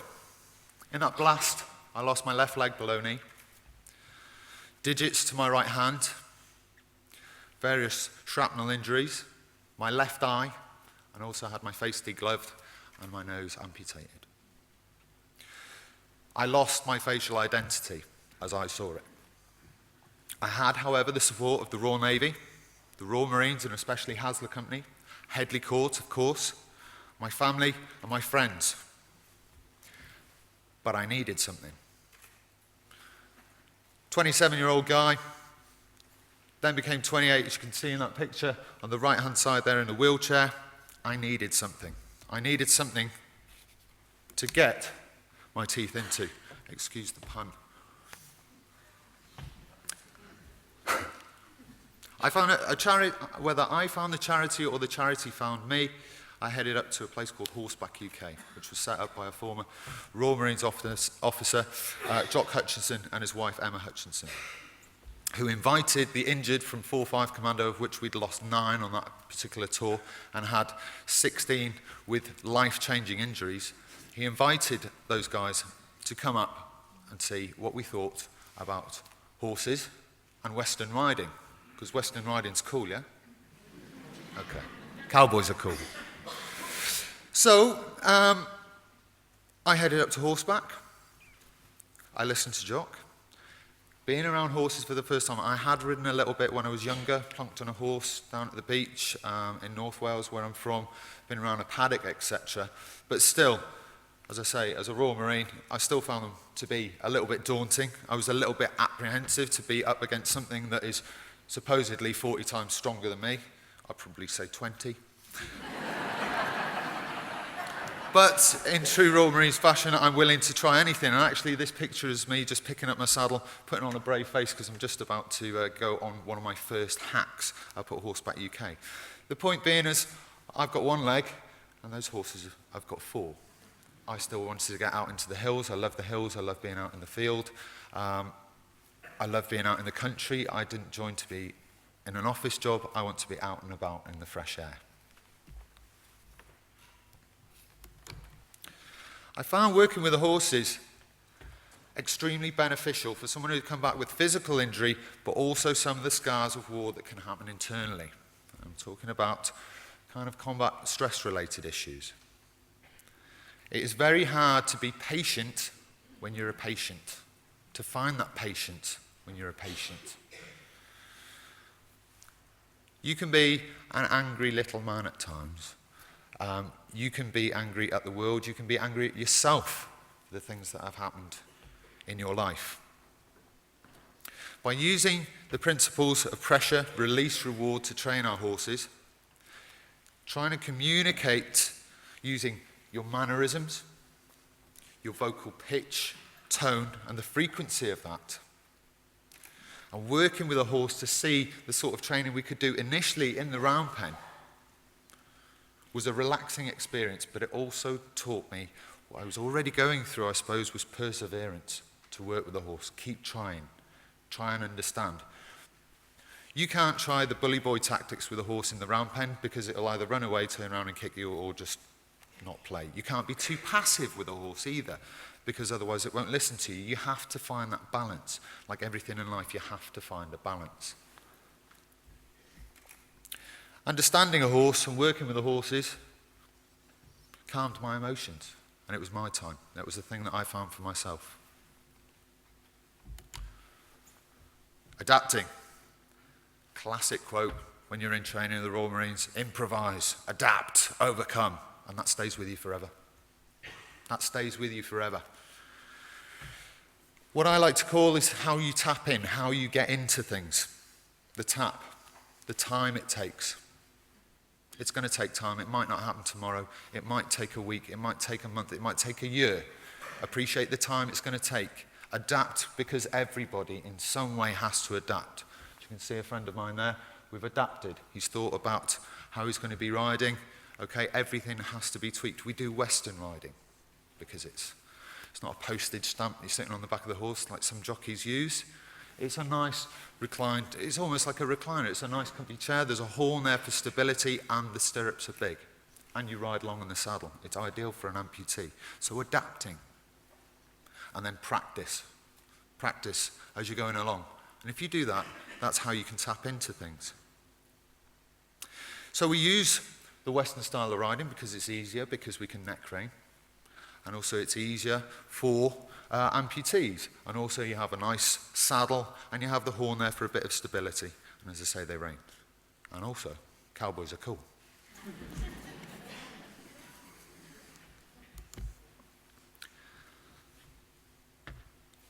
Mobility with dignity. They have 4 legs, I have 1. I was in a wheelchair. I did have crutches. I didn't want a mobility scooter, but I like that.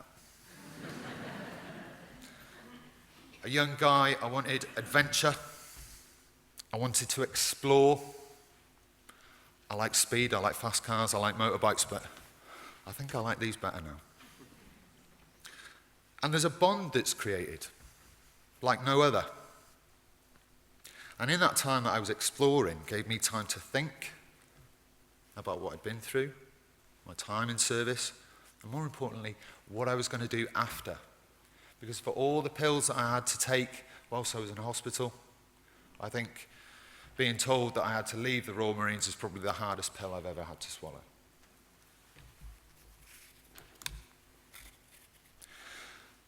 I think also, whilst in my own recovery, it's very important to help others, whether it's physical or if it's combat stress-related injury. Here is a Blesma course of a good friend of mine, former Major Alison Grant, in a wheelchair working a horse. I find helping others is giving something back, and importantly sharing what I found working with horses. Sharing knowledge, doing something that I love, showing nothing is impossible. And also, there's no such thing as can't.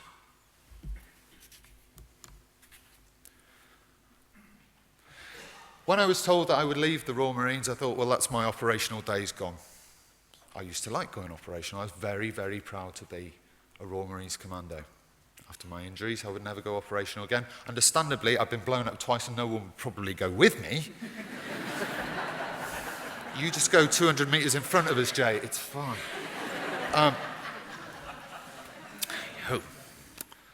So, a friend of mine came over to the UK last year.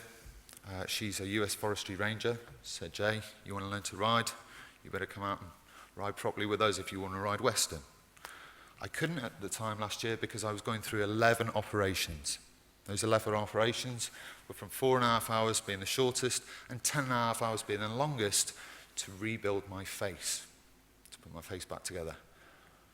But as I said to her, as soon as I get this rubbish sorted out, I'll be out, don't worry about it. And I booked a flight and I headed out to go operational again. I felt that I'd done all the training and I trained as best I could with the horses, but I needed a mission. Everybody in recovery needs a mission. Everyone in life probably needs a mission. And I think one of my little missions was to go operational again as I saw it. and head out to the States. So I went out with my good friend Jessica Peaty. I volunteered with her for the US Forestry Service, and this was only a month and a half ago. I went out to prove what I'd learned, and I put it into practice, and I helped permittees, as they call it, genuine cattlemen and cowboys, to round up the cattle that you can see there. A fantastic moment for me, working in Colorado at 10,000 feet. Cowboys are cool. I've seen it. I've seen it. They are cool. And I got a hat and everything. The future then. Next Tuesday, I leave Her Majesty's Royal Marines. That's my date, 18th. I'm going to go on and work with HorseBack UK. I have a wife and 2 children, and this is my youngest, Caitlin there. I'm going to go out relaxed, prepared, knowledgeable, and with still a sense of adventure as I had before, but I now have a horse to do it with. And that's who I want to bring you on to and introduce you to. This horse in this picture is my own horse. I never thought I would be a horse owner in 100 years, but I am. This is Jodie. She's an 11-year-old quarter horse. She's from a reigning background. Obviously, she's a Palomino. My wife says she's the other blonde in my life. My mates call her a Barbie pony. But with her, I learnt to understand. I learnt to adapt. And we had to, because she's from a reigning background. She did really well, but I have a prosthetic limb. She had to learn that sometimes when I mean left, but I don't mean right, but I don't mean back up and go into a spin, babe. Seriously, let's have a word. You can see the other blonde in my life.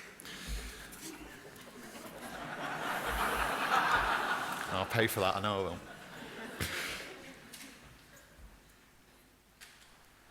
Hay and water, and I'll come back to this. This is some footage I took, and I thought you might find it interesting. I know there's people out there that do this very, very professionally, and a lot better than I can. This is me just working with Jodie. When I got Jodie, I did the first things of trying to understand my own horse. So I had a wheelchair at the time. So as I learnt to walk, eventually Jodie and I learnt to dance, I think. And we are progressing a little bit better than this clip. But for a guy that's never really had anything to do with horses, to work with a horse like this and have this bond that I'm telling you about is extremely important. It is about adapting. It's about patience. It's about pressure, release, reward. When I work in this round pen, I take my watch off. I don't care what time it is, and I don't care how long it takes for that whatever session we're trying to do. It takes as long as it takes.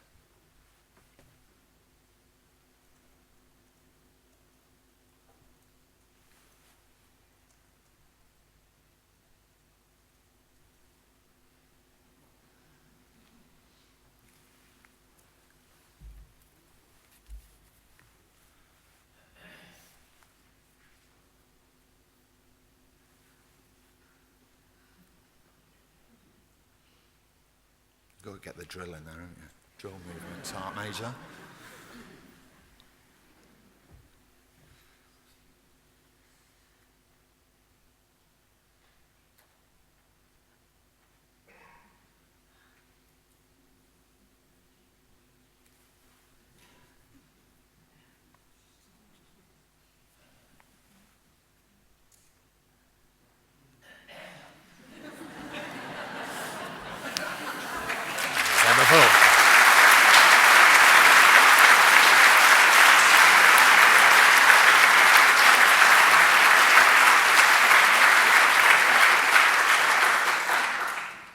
The title of this slide is Hay and Water.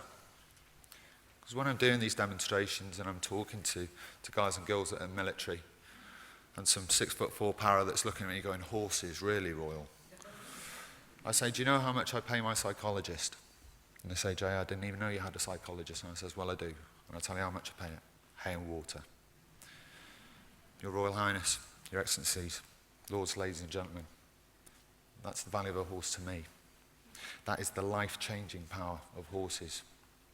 I see it every day at HorseBack UK when I'm working with injured servicemen, not only injured servicemen, but also children. They're slightly disengaged from the educational system, and even youngsters that have gone through the judicial system. The power of horses. I thank you very much.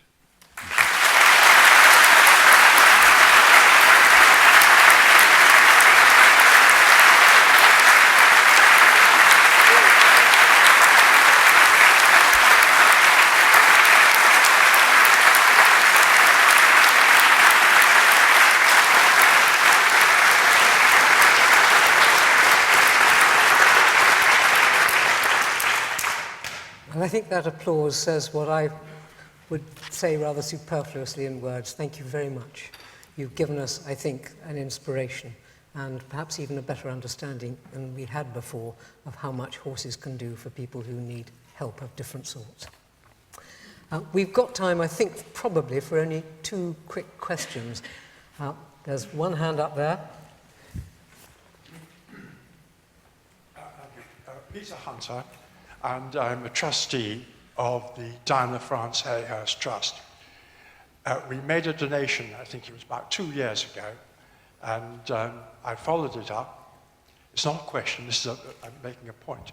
I followed it up, went and saw, absolutely wonderful what they're doing. There's quite a lot more facilities they still need, and it's a very, very worthwhile thing that they're doing there. Thank you very much. Thank you very much, sir.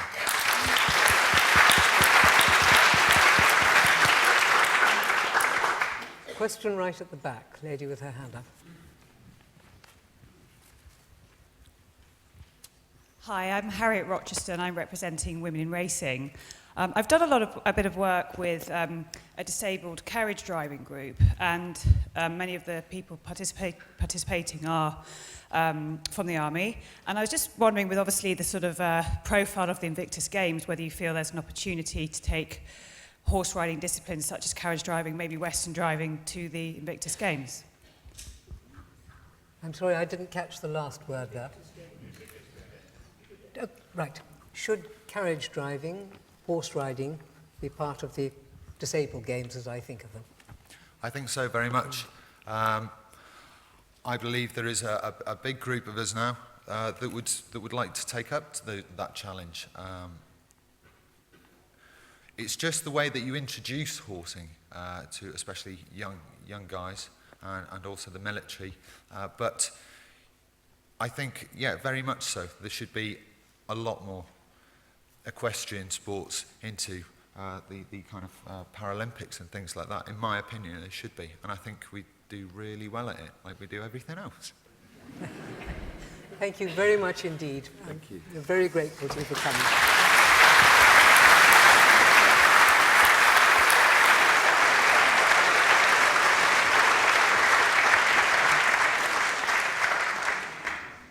Well, we're now coming to a slight departure from what has been the form in past years. This time we're going to have 2 short debates rather than a panel discussion. And Philip Gazala, who, as you will well know, is a television commentator and indeed the lead commentator for FEI TV, is going to be in charge. So I'm going to invite Philip to come up and introduce both the topics and the debaters. Philip. Join me.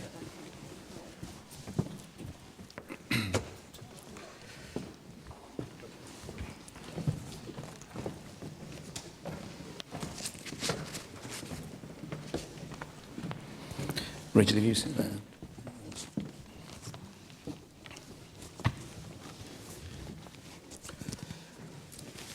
Your Royal Highness, Your Excellencies, ladies and gentlemen, good afternoon. As Baroness Mallalieu has said, we have got a slight change. There will be 2 mini-debates related to the theme this year, the value of horses. Initially, I'll be asking each of our panellists for a brief summary of their views. And I want to just make it clear that the views that they give today, because 2 are for and 2 against each of the 2 motions, are not necessarily their own personal views. They were picked out of a hat, but they wanted me to just mention that. When we come to you contributing, which we very much hope that you will, would ask you, again, as Baroness Mallalieu made clear this morning, to raise your hands. One of our very kind microphone holders will come and find you. If you could keep your your comments fairly brief because time, as you've probably noticed, has run on a little bit, so we need to just catch up a few minutes. It's now down to me to introduce our panellists. First of all, Liz Jones on my left. Liz is a journalist currently writing for the Daily Mail. In 2012, the British Society of Magazine Editors awarded Liz the coveted title of Columnist of the Year. Liz is noted for many landmarks and achievements in her colourful career. And I think, and she may not agree with me, but perhaps one of her most satisfying was managing a fairly early exit when a contestant on Celebrity Big Brother. Professor Natalie Warren. Natalie is a director of the Jean Marchand International Centre for Animal Welfare Education and a trustee of the Brook. Nat has been involved for 30 years in the research and teaching of equine behaviour and welfare, during which time she co-founded and is now an honorary fellow of the International Society for Equitation Science. Formerly a competitor in eventing, Nat now focuses on dressage. On my right, Richard Davidson, of course, won't need much introduction to many of you. Richard is a celebrated international dressage rider. He has represented Great Britain 4 times in the Olympic Games.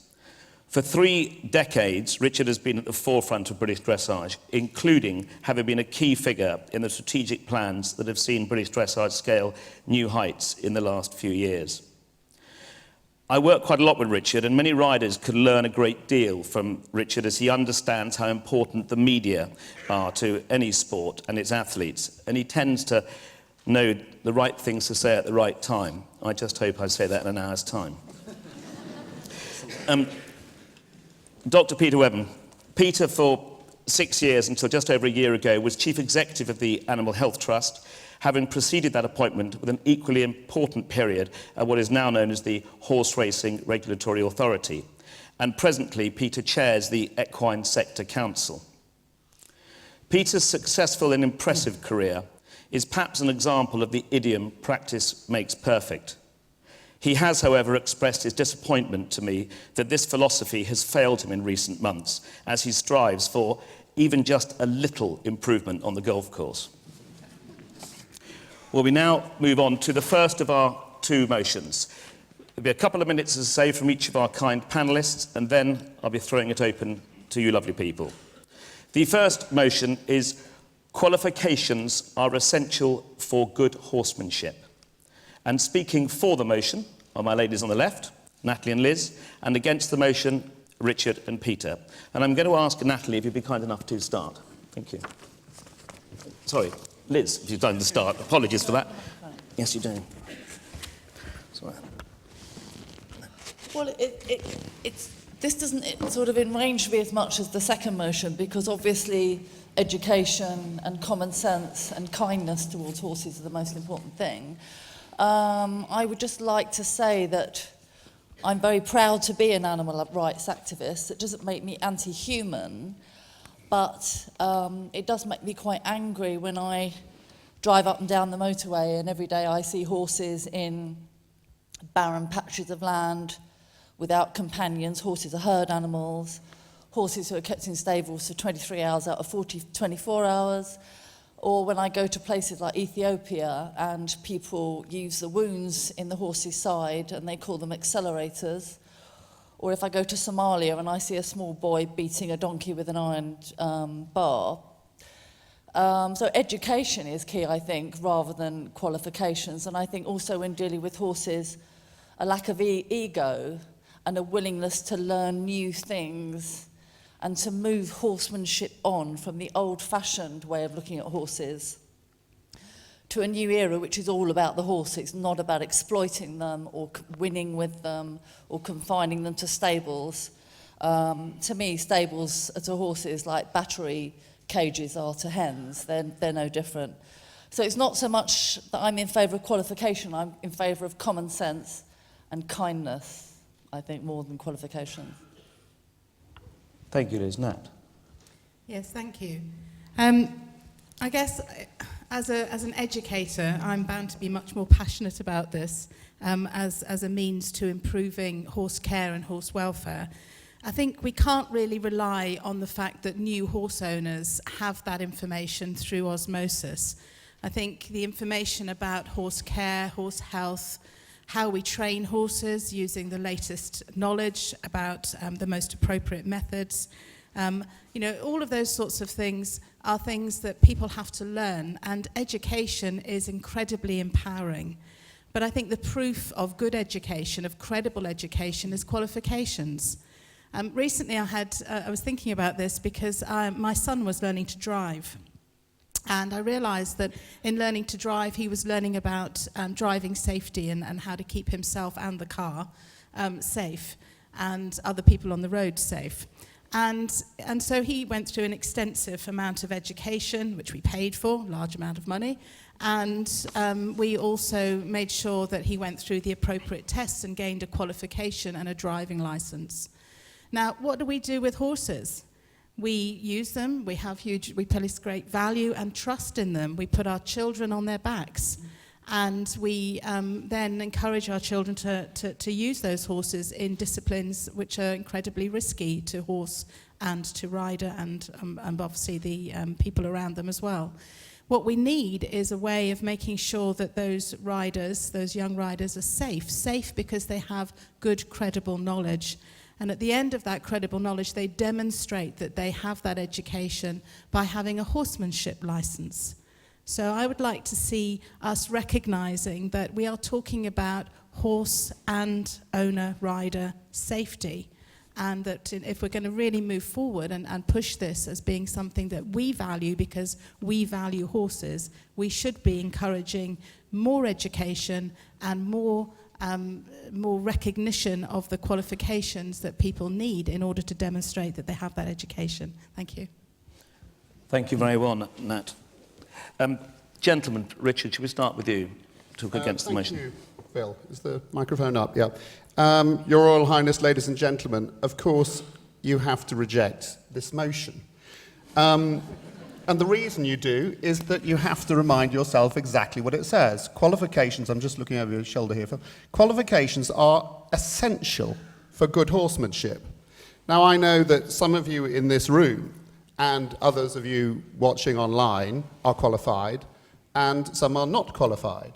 And I think the ones of you that don't hold formal qualifications achieved through exams could have justification for taking exception to the word essential for good horsemanship. Just to paint my background, when I started my career, my parents, when I insisted that I was going to work professionally in the horse world, also insisted that I become qualified. And I went through the British Horse Society route, and I took all the exams and by some miracle passed them, and I'm a fellow of the British Horse Society, and I'm very proud of that. I then became the chairman of the British Horse Society Training and Examinations Committee, which is responsible, of course, although it now has another title, for many thousands of candidates taking exams throughout the whole year. And so I recognize the value of exams is actually not really in the certificates that you have, but in the education that sometimes the syllabi force you to have that you wouldn't otherwise go and learn. So they're a very, very useful educational tool. But why don't we look at what actually horses need? And already you've touched on it. For welfare, horses need common sense, a sense of responsibility, dedication. And of course, this needs to be underpinned by knowledge and education. And obviously a lot more other qualities too.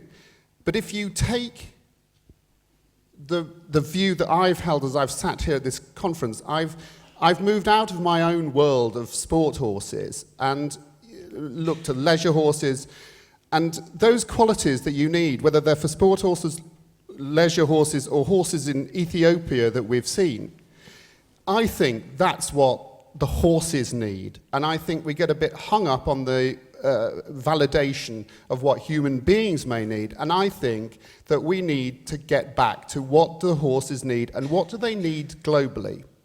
So I would sum up my bit by saying that if, ladies and gentlemen, you reflect on the opening film, which showed you the foal with the leather head collar that had grown into its head and had not been removed, If you think that to remove that head collar required a qualified person with a certificate, then you must vote for this motion.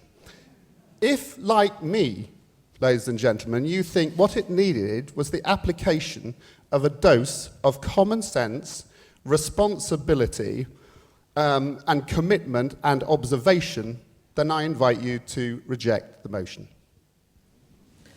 Thank you, Richard.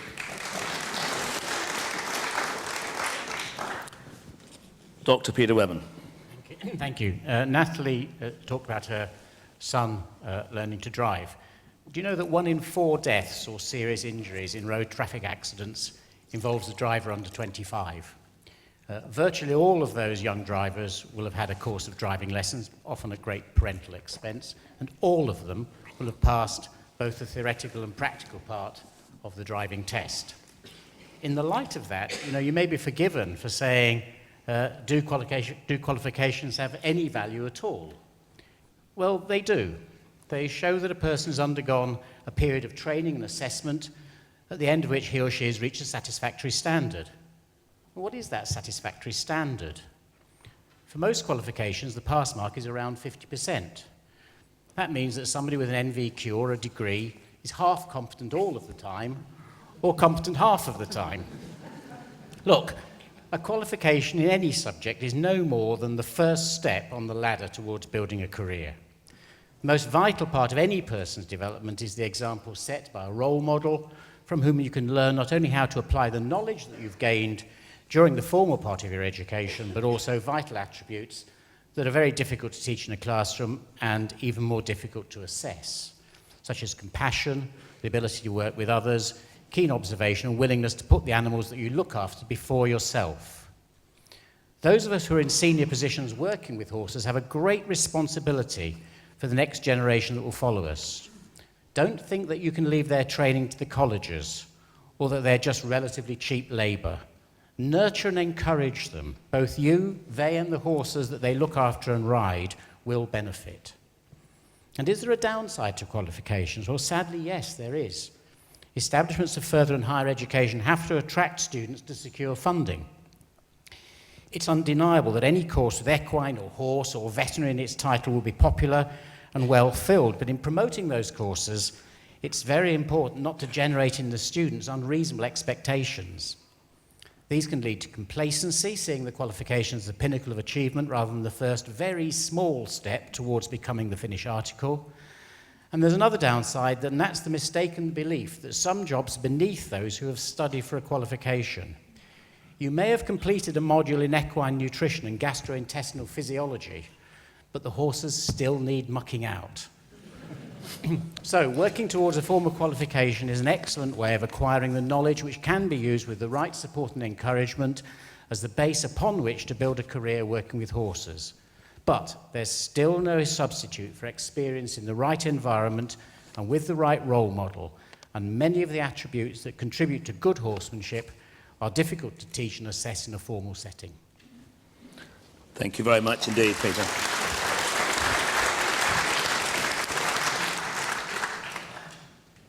Ladies and gentlemen, it is now your turn.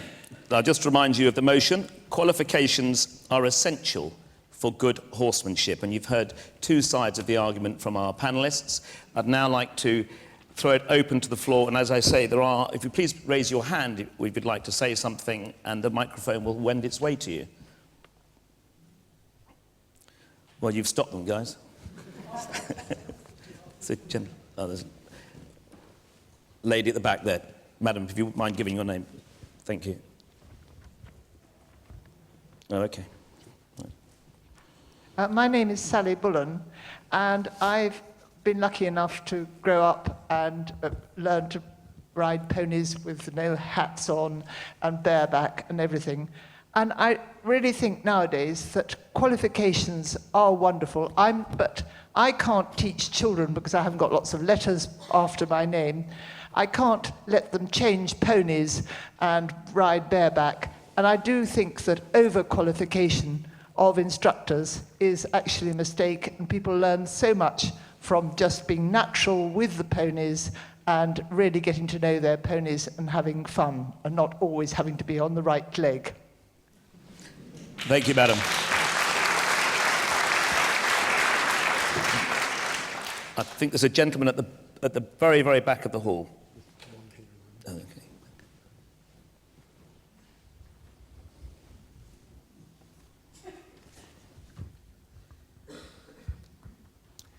Simon Daniels from the Royal Agricultural University.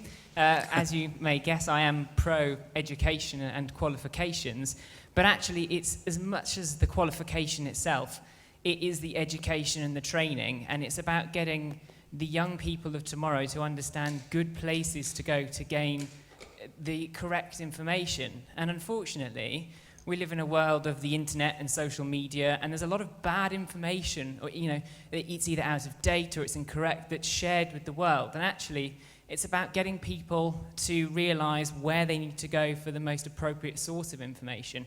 Whether they have a qualification at the end of it is not necessarily relevant, but it's being able to find reputable sources of information. Thank you.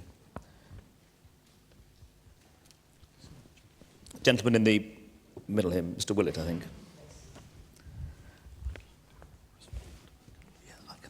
As you know, I've been in horses all my life, and I've had too many girls and boys come to work for me to even remember. I think it makes absolutely no difference whatsoever. I've had loads of staff that have come through college and come with AIs and different qualifications that have been, quite frankly, completely useless. And I've had others, the best girl I ever had no qualifications, could hardly read and write, came from a dealer's yard, and she was the best girl you'd ever want looking after your horses. So from my point, it's common sense, and it's an affinity with them, which has got nothing to do with whatever qualifications you... The education, I agree with, is brilliant, but the qualification actually means nothing. Nat, can I just ask you to comment on that? So, common sense rather than qualification. How do you feel about that? Well, a very, very wise person once said to me that common sense was neither common, nor did it ever make much sense. So I'm going to disagree with you respectfully, because I'm obviously on this side of the table.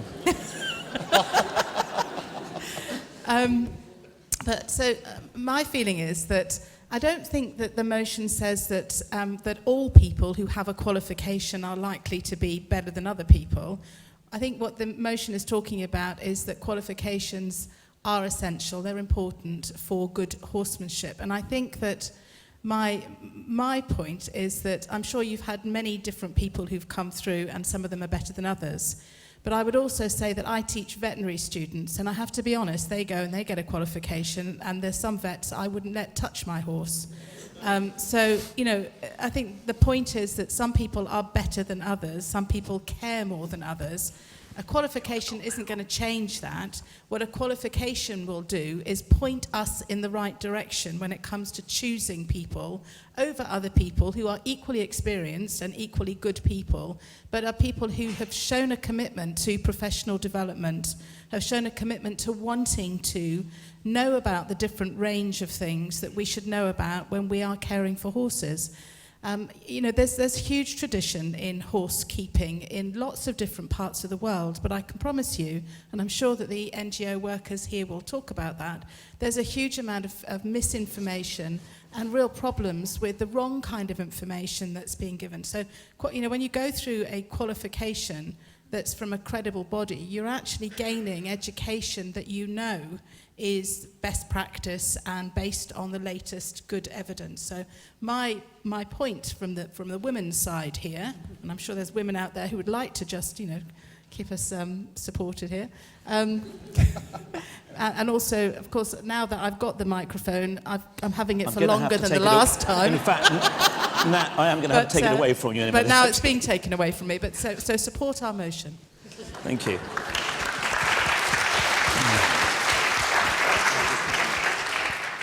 Richard's itching to say something.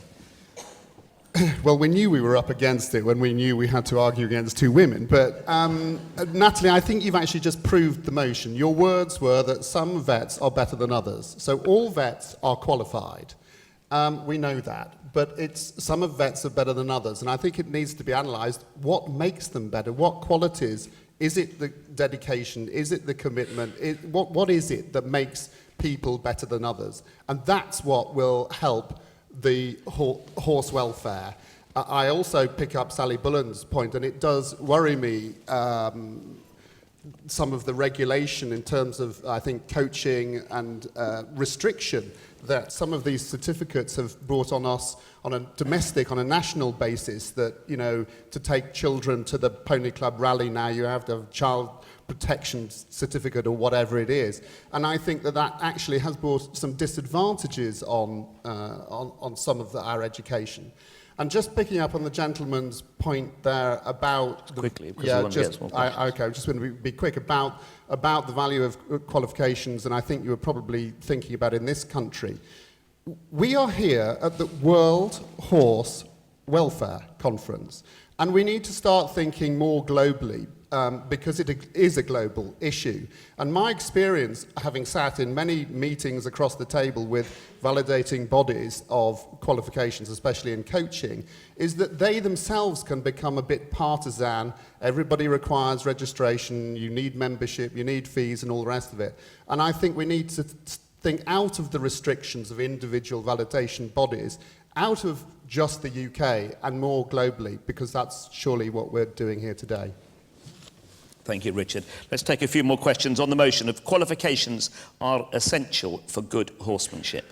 Gentlemen, several gentlemen, in fact, in front of me. Christopher Hall, Chairman, I'll be brief. My qualification was B test in the Pony Club, to which my sister observed, "You only got that because she likes boys." Anyway, I think the point is I'm disagreeing with the word essential, because so many of us have horses, and there's nothing like practice and getting it wrong, and then discovering why you got it wrong, and always being open to advice. And goodness me, I've had help over many, many years, and I continue, as long as you have an open mind. My latest, that I've been reading Mary Bromley's book, which is full of open mind, and that is what we should all be looking to, and I continue to think that practice is the point. Thank you. Thank you, Christopher. Gosh, there's lots of hands come out now. There's a lady in... okay, we'll get the lady next. I think the lady first, please. Thank you, because I'm getting it in the ear here. Thank you very much for giving me the opportunity to speak. I'm Dorcas Pratt from the Brook. So I just would like to bring a bit of an international perspective to this discussion, because I struggle with the word essential, because I think knowledge is important, skills are important, but motivation is really important. And I'll give the example of Kalaita, whose work was referenced earlier on from our team in India. They set up an insurance scheme with a village in India who couldn't get their horses and donkeys insured, but they could get their cattle insured through a government insurance scheme. We helped them set up the insurance scheme in their village, and they all started to look after their horses and donkeys a lot better, because they didn't want to dip into their insurance money. That was their motivation. It was completely different. It wasn't to do with skills. It wasn't to do with knowledge. It was to do with their cash in their insurance scheme. So every context is different. We now have 83 villages who want to do the same thing. We hope the benefit for the welfare of animals will be there as well. So for me, the qualification's not essential, because we're missing actually a lot of other pieces of the puzzle that are not part of this discussion. Thanks. Thank you. Gentleman on the left. Thank you. My name is Christian Molnar. I'm a Romanian vet working in UK, FEI vet as well. I hope you all agree with me that, and I've heard this before, there is overproduction of horses. I think qualifications are important, but I didn't hear anything about the right to breed. Because we're not overproducing good quality horses, we are producing low quality horses. And I hope at least good breeders agree with me that not everybody should breed horses, and not every horse should be bred from. Thank you. Thank you very much. Thank you. I'll take another question and I'll come to you. The gentleman, there's a lady at the very back. Let's get the lady at the very back. Thank you. Hello, I'm Emily, and I'm currently studying an MRes in veterinary science at Nottingham. I just wanted to kind of point out that people are making two quite major assumptions about this motion. One being that people are assuming that it's saying that only qualifications in themselves are essential, whereas obviously, you know, you need the qualifications and the other things as well. But the other thing is that it doesn't actually say that qualifications are essential for all people dealing with horses. And, you know, as any horse owner has had to call a vet, the vet has to have the qualifications, as do farriers. So I think the qualifications are essential, just not necessarily for everyone. Liz, qualifications are not necessarily essential for everyone involved with horse keeping. Yes, but as Nat was saying, it does give you a barometer. It does give you something to, you know, and there's so many people now just garnering information off the internet, and a little bit of knowledge can be quite dangerous, I think, because everyone thinks they can just read up on something on the internet rather than calling the vet. I think that's much more dangerous. Okay. We're going to take one more question from the floor, please. Thank you. The gentleman in the middle, who's, in fairness to him, has been putting his hand up for a while. Thank you, sir. Yes, Keith Taylor. I breed horses apart from other things. Qualifications. I think we've all got our own interpretation of what that is, but if you look at the dictionary, one definition is a condition that must be fulfilled before a right is acquired. It doesn't say you've got to have a piece of paper. So I say that actually it's in both sides of this room have actually said the same thing, in that actually a qualification in that sense, in the dictionary definition, is essential. You've got to be able to fulfill a certain number of requirements before you can acquire the right to look after a horse. Thank you very much, Keith. Let's not put that definition of qualifications.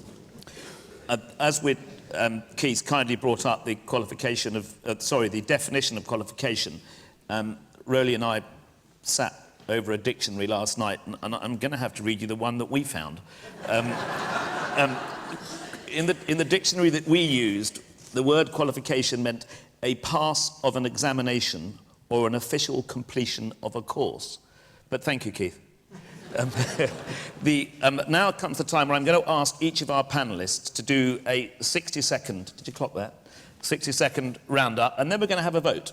We are all guinea pigs this year doing this for the first time. So, Doctor, a quick roundup. I'm going to be the first guinea pig. Well, my concern is this, that we're seeing increasing numbers of paper qualifications offered by different colleges, establishments and organisations. I fear that as those increase in number, the number of people who actually are qualified to teach young people through experience and through showing them how the job should be done properly, that number is diminishing. The paper qualifications will never replace the experience that you can gain by working with somebody who really knows what they're doing and can inspire you and act as a mentor and show you how the job should be done properly and get you into the right habits at a young age, which will stay with you for the rest of your life. So the motion should be opposed, and we should encourage everybody to work hard on nurturing and encouraging young people. Thank you, Peter.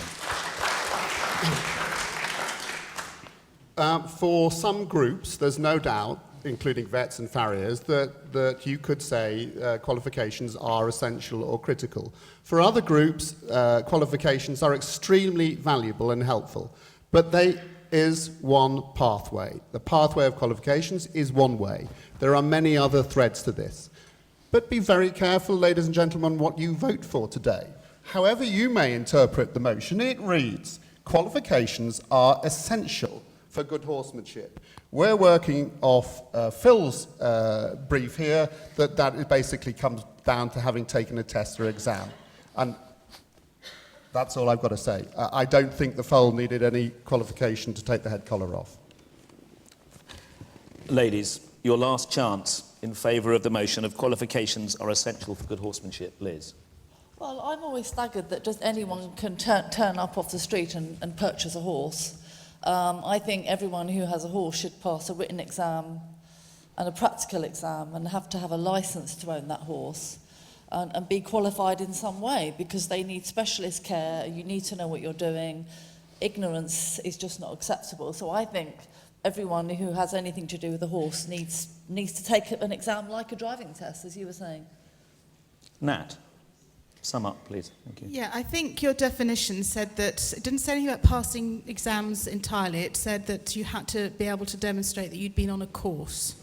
And I think that we're all lifelong learners here, and we should all be aspiring constantly to ensuring that the young people who are coming through, who are going to be the future of horses, are motivated, as was talked about earlier, to want to improve their knowledge of how to care for their horses, and how to make sure that the things that they're doing are based on the best evidence available.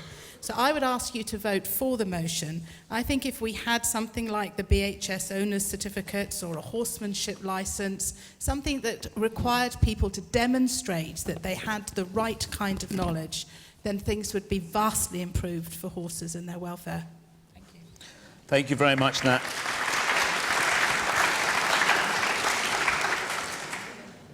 Ladies and gentlemen, may I ask you to raise your hands if you are in agreement and for the motion of qualifications are essential for good horsemanship. Please raise your hands if you're in agreement.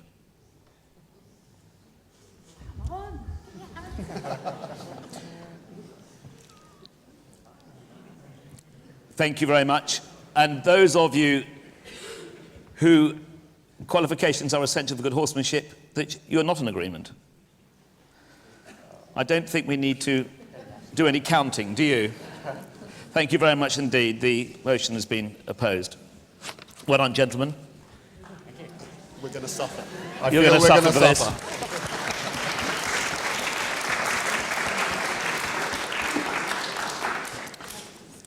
We now move on to our second motion.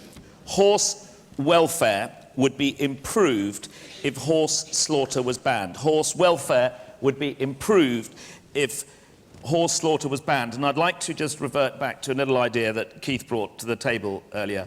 Again, we decided last night to look up the word slaughter, and I thought it'd be worth just mentioning that in the dictionary, the word slaughter means killing for food. So, horse welfare would be improved if horse slaughter was banned. Peter, may I ask you to kick us off? You can ask me to kick off. You read the wrong dictionary, I'm afraid, because so we keep being told. And I was slightly concerned here that Roly owned a dictionary at all. Thus far, although I've known him for many years, I've never seen any evidence that he does. But the one that he got is clearly a wrong one. Slaughter is nothing about killing animals for food. It's about killing animals full stop. I don't understand the motion, really, because if you take it literally, it means that all horses should die of natural causes, and that would improve horse welfare. That no matter how ill they are or irreparably damaged they are, they shouldn't be killed humanely. And, of course, that's nonsense, and nobody in this room seriously believes it to be true. So let's look at what we're really talking about. And I'm going to concentrate here on horses in this country and not on the slaughter trade in Europe, which I think is a totally separate issue. First of all, we've got to ask ourselves, what do we mean by welfare? All of you support the idea of good animal welfare, although I'm sure your ideas of what that means inevitably will be different. And simply, welfare is about the quality of an animal's life. Animals should have a life worth living. It's not enough just to be alive. And what should we do if an animal's life is not worth living? Well, we either have to improve the quality of its life, or we should end it humanely. And that is, it should be slaughtered, killed, put down, destroyed, or euthanized, whatever term you prefer. The end result's the same. Failure to do that will inevitably compromise the animal's welfare. Because its life isn't worth living, we've decided that it can't be improved. So under these circumstances, welfare is also about the quality of an animal's death. And this is true of all animals equally. Horses are no more sentient nor more capable of learning or reasoning than any farm animal or pet. Yet, we may find killing a horse somehow more upsetting than killing a pig, chicken, or rat. That's not due to any intrinsic biological or behavioural quality of horses, but it is due to the relationship that we as humans have had with horses over centuries. originally relying on them in combat and agriculture, and now in this country sharing with them the challenges and the excitement of riding for sport and leisure. But we shouldn't let this understandable repugnance about killing horses get in the way of ending a horse's life when it's the right thing to do. In spite of our emotional bond with horses, perversely, the facilities available for slaughtering them are poor in comparison with farm animals, and they're pretty grim anyway. Ideally, horses should be killed at home when their time comes, but this incurs a cost which many people unfortunately don't budget for when they're working out whether they can afford to keep a horse. A national network of slaughterhouses, which meant the horses could be slaughtered close to home with their carcasses retaining some value, would be an acceptable welfare compromise. And this, I think, is an observation that your president made last year, and the speaker from the floor made the same again this morning. The retained carcass value is very important because it would encourage people to have horses slaughtered when it's necessary, rather than deterring them, as is presently the case, when carcass disposal is expensive. Unfortunately, this network of horse and owner-friendly slaughterhouses will never happen unless we can get rid of two bureaucratic misconceptions. The first is about the potential risk to humans if horses that have been treated with some drugs enter the human food chain while they still have residues of drugs in their bodies. Obviously, nobody should be unintentionally exposed to drug residues, but quite illogically, the only horses that can be slaughtered for human consumption are those that have never been treated with certain common drugs, of which phenylbutazone is the best known. Peter, just a few seconds, please. A few seconds, right. Yeah, because you only had 2 minutes, and you've overrun it. Yeah. Okay. Can you stick to the motion? Because horse welfare will be improved if slaughter was banned. Well, it clearly wouldn't, because there must be many occasions when putting a horse down is absolutely the right action to take. So I will conclude by saying it's in a horse's welfare interests if it's slaughtered when its life is irreversibly no longer worth living. The fate of the carcass, either entering the human food chain or disposed of by cremation or rendering, is totally irrelevant to the animal's welfare. But anything which encourages people to have horses slaughtered without unnecessary delay or long journeys to a slaughterhouse would improve horse welfare. Thank you.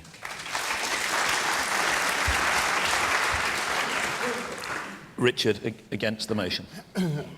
Well, I feel, well, first of all, we're getting conflicting definitions, whether this is about eating them or just euthanizing them, whatever. I feel that there are very many more experts on this sitting in this room and watching online than myself.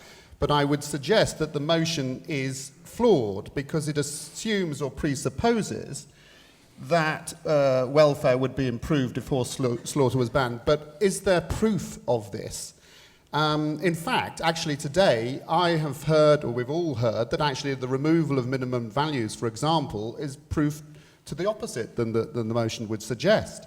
I think that this debate should probably be on for in the short term anyway, is how can slaughter or euthanasia of horses be conducted in a more humane way. You know, the CCTVs in slaughterhouses, the transportation, those kind of elements, probably the reinstatement of minimum values. I think that the debate should be on that. It shouldn't be actually on how this is worded. And if you remain like me, open-minded about this, then you actually cannot vote and support this motion. So if you're open-minded, I suggest that you reject the motion as it is worded on your screen. Thank you, Richard. Speaking on behalf of the motion or in agreement with the motion, Nat, let you go first. Yeah, well, if we're going to talk about definitions and we're going to redefine things, let's just think about what euthanasia is and what slaughter is, because they're actually very different things. Euthanasia is about the humane killing of animals. Slaughter, as defined, as we were told it was defined, is about killing animals to eat. So if we look at the commercial sort of situation, industrial slaughter, there's absolutely no evidence at all that this is good for animal welfare. And in fact, if you think about the whole slaughter process, the long journey to the slaughterhouse, because let's face it, you'd have to change every rule in the EU if you're going to bring in slaughterhouses that are near to where these animals are. And if you think then about the way that those horses are treated during the transport situation, we know about this because there's lots of research done on this. In fact, many of the NGOs in this room are involved in that. Think about the poor horse when it gets to the slaughterhouse, where the lairage facilities are full of hard edges, where they fight to try to get water, where they're handled by unfamiliar people who possibly aren't even trained in the way that these animals need to be treated. And then think about the final walk down to the bit, which I agree, once the animal is dead, there is neutral welfare. But all that bit going up to the death process is all about the quality of that animal's last few moments, the death. And in fact, I would say that there's no convincing evidence at all that having a commercial situation where horses are slaughtered does improve or lead to improvements in their slaughter. And in fact, if we look at evidence from the States where slaughterhouses have been closed, you'll also see that, yes, there are problems with abandonment and neglect, but they're no more or fewer or anything else. There's no difference at all whether you've got a slaughterhouse or whether you don't have a slaughterhouse. So I would ask you to think about the fact that we do not want to objectify the horse. We enjoy the fact that horses within this country have a place within our hearts that makes them very special and gives them special value. And we owe it to the horse then to think of ways that we can promote responsible horse ownership, prevent indiscriminate breeding, and not encourage the overproduction of more horses that could enter a commercial market. Thank you. Thank you, Nat.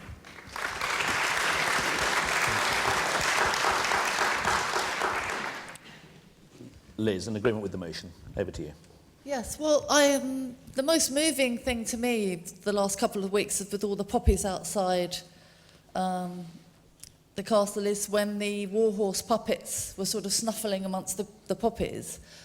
And, you know, that was 100 years ago, the First World War, and surely 100 years on, we should be respecting the place of horses in this country's history and the emotional connection we have with them. We have enough farm animals. We don't want more farm animals. I mean, who are we going to take to the slaughterhouses next? Dogs? Cats? We should be thinking of the horse as having a special place, and we owe the horse a great debt of gratitude, which we didn't give to horses after the First World War. And we certainly didn't give to horses after farming was mechanised. You only have to read the Duchess of Devonshire's memoirs to read about what happened to all the horses at Chatsworth when all the tractors took over and mechanisation of farming took over. There was no gratitude to horses whatsoever. And I agree that euthanasia and putting a horse down at home is very, very different to slaughtering a horse in an abattoir. And if 100 years on from the First World War, double the amount of horses have been sent to abattoirs in the last 5 years. And last year, in 2013, 1,000 racehorses went to abattoirs. This isn't doing horses justice, really. We wouldn't have had the Industrial Revolution, we wouldn't have had an empire without horses, and we owe them a great deal of gratitude. And that gratitude certainly isn't with getting them to enter the food chain. It's just immoral. It's a moral question, and to me it's completely immoral and abhorrent. Thank you very much, Liz. Now we'll throw it open to the floor. So please raise your hands. And there's one just at the back. I think it's a gentleman at the back there, behind the pillar. Thank you, Chairman. David Bowles, RSBCA. Horses should obviously be treated the same as other farm animals, such as calves, pigs, sheep. If their rearing is humane, if their transportation is humane, and if their slaughter is humane, even to go into the food chain, that's okay. But essentially, there's two other very important reasons as to why this motion is wrong. The first is the calf trade, which was mentioned before the break. The reason why we are not sending 500,000 calves over to the continent as we were 20 years ago is because they've been monetarised and they are staying here in the UK. Their welfare has undoubtedly improved because they've got a value on them. And the second example that shows clearly why this motion should be stopped is the USA. The USA has a ban on the slaughter of horses. What happens? They all go to Canada. The transportation is appalling. They all go into Canada, and actually their welfare has got worse. Thank you. Thank you, sir.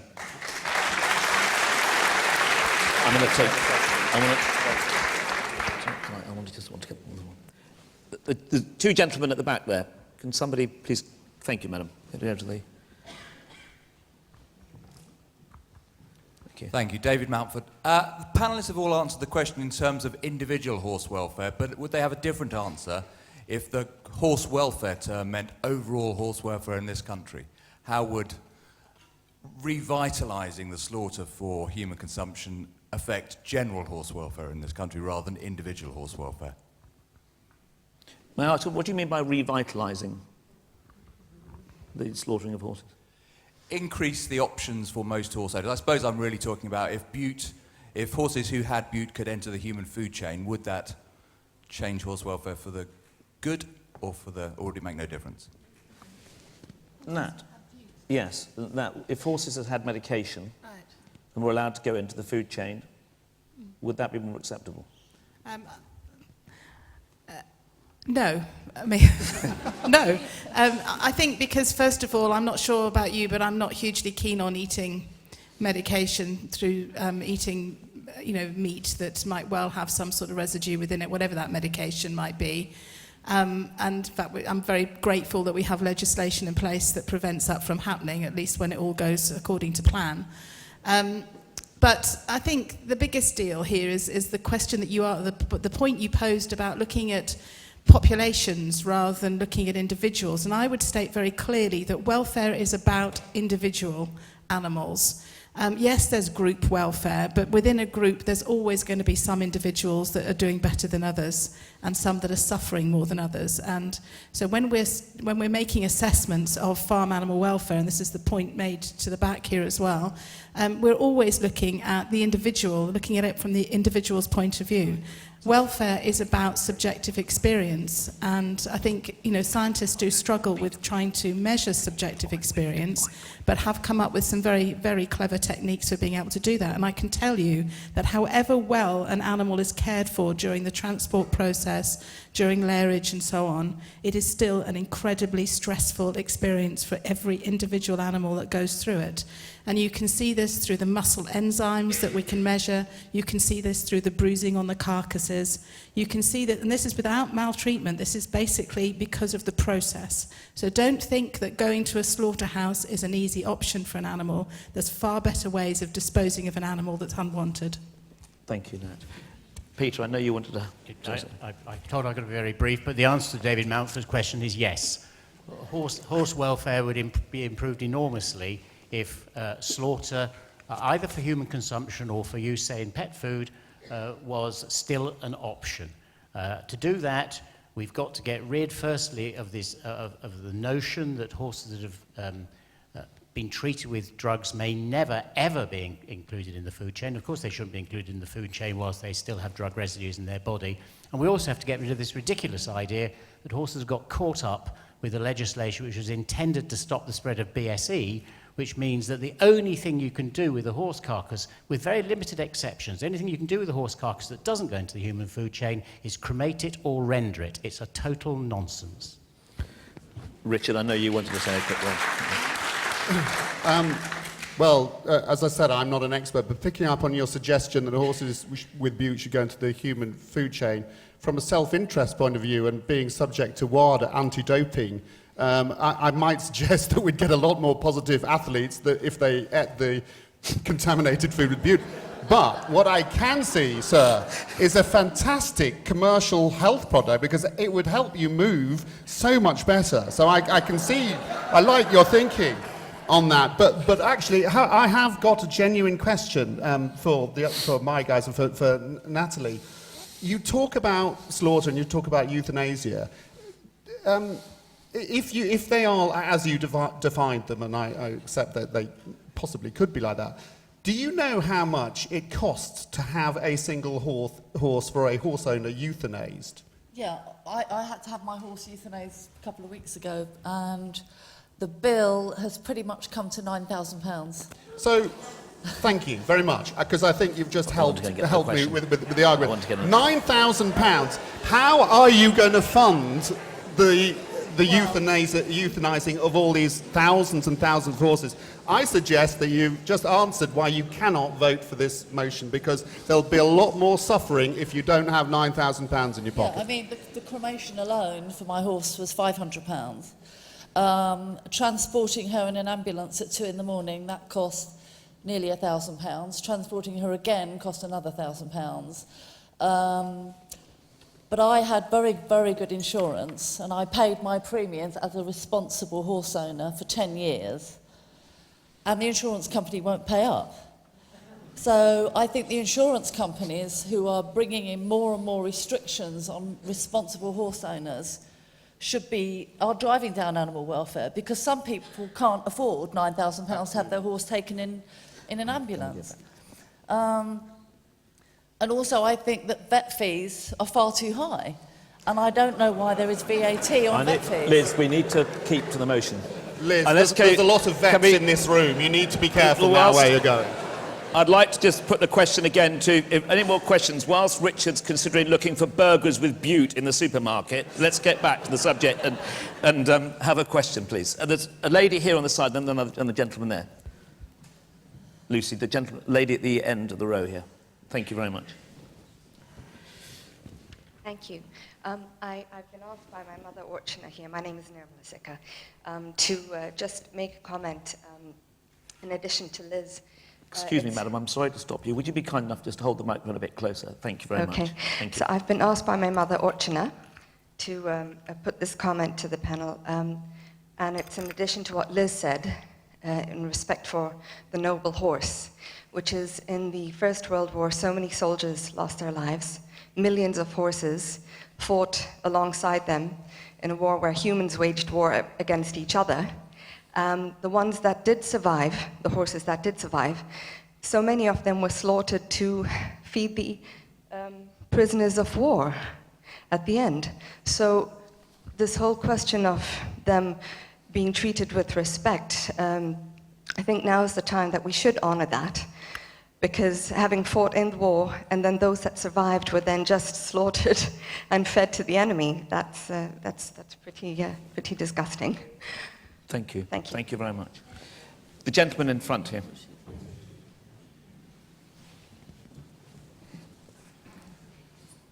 Hello, Keith Dane with the Humane Society of the United States, and I'd like to address the situation in the States that's been referred to here and our experience there. First, even when the plants were open in the States, there was an issue of long-distance transport. There were only 3 slaughterhouses or abattoirs in the United States, which meant hundreds, if not thousands, of miles of transport in overcrowded trailers. So we have the same situation with the availability of slaughter in Canada and Mexico, where horses are being transported long distances. Closing the slaughter plants hasn't changed that one way or the other. What we have found, though, is that the availability of slaughter has not eliminated or even reduced the possibility of horses being abandoned or neglected. The availability of slaughter has been there, it continues to be there, and we still see abandonment and neglect, and it's directly attributable to the economy. The better people off are, the better they're going to be able to take care of their horses, and where they're not well off, they're not going to be able to take care of their horses as we'd like. So there's really no causal relationship between the availability of slaughter and the welfare of the horse. Certainly the availability of slaughter has not improved the welfare of horse, so I would say that the opposite is true, that the welfare implications of the long-distance transport and the methods used to stun horses, which have never been routinely been able to be proven to be reliable and humane, suggests that the elimination of slaughter would improve welfare. The other thing that we've found is that in the US, at least, the availability of slaughter has encouraged irresponsible behavior, whether it's irresponsible overbreeding or neglectful owners who can know that they can easily dump their horses at slaughter. So we're actually finding more horses becoming at risk because of the availability of slaughter, because people know that they can dispose of their animals in that way. Thank you very much, sir.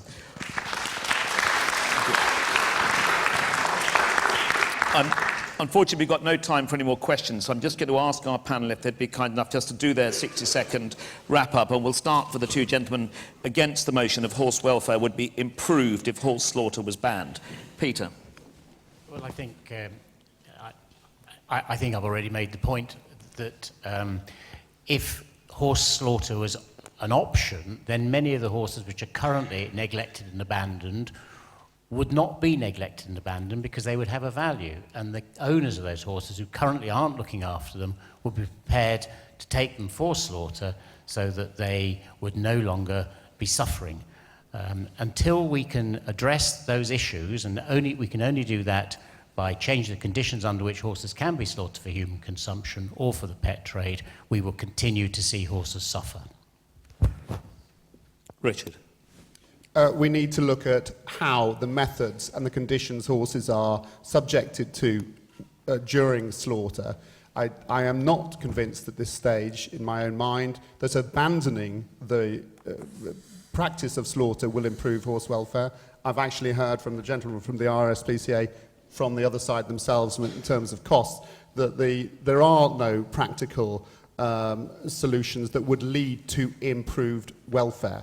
I think we need to look at, before we would consider banning slaughter, improving the conditions of how horses are slaughtered. That, to me, is the first step. Thank you. Ladies, you've got the last chance. 2 roundouts. Liz, would you like to go first? Well, horses are companion animals. You know, the woman who had the horse brought to her hospital bed last week, that shows what a special relationship that we have with these amazing, intelligent, intuitive, spiritual animals. And if you want to class them in the same class as cows, well, I wouldn't wish the life of a cow or a beef calf upon any horse. Because I've been to slaughterhouses, I've seen what happens to these animals. They're in a great deal of fear and distress. I've seen a cow who gave her whole life to being milked and her legs are sawn off while she's still sentient. I wouldn't wish that on horses. And I think we owe horses a great debt of gratitude to what they've done for this country and what they do for all of us. Thank you, Liz. Natalie, over to you. Yeah, I think the point of this conference is to celebrate the value of horses.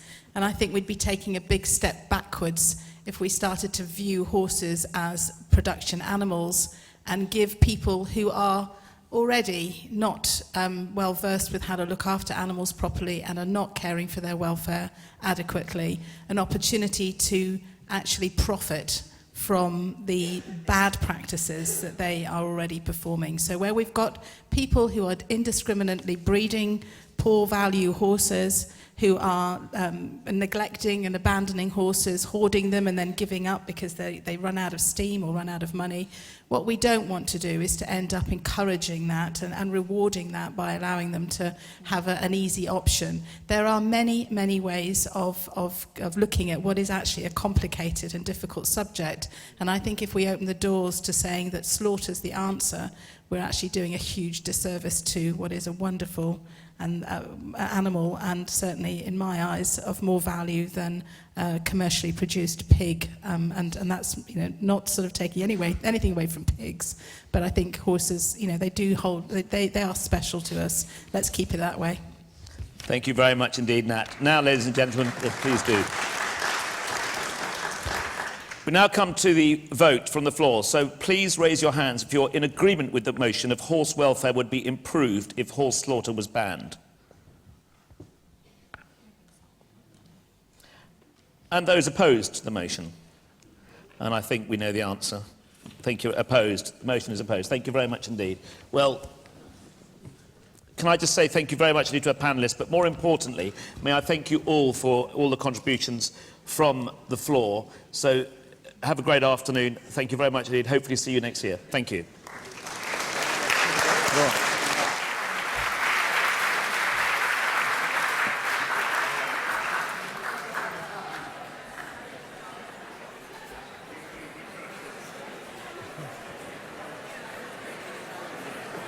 Can I? Yep. We haven't quite come to the end of this morning's session yet. I'd ask those who aren't going for other reasons, please to hang on because we're about to hear a very important speech. Can I thank the panel very much indeed? It may be that a desire to improve horse welfare is what brings us all here, but having heard what's been said by both the panel and by the audience, it's absolutely clear there's absolutely no unanimity as to how we achieve it. Well, I'm going to ask Roly Owers now, Chief Executive of the charity, to address us.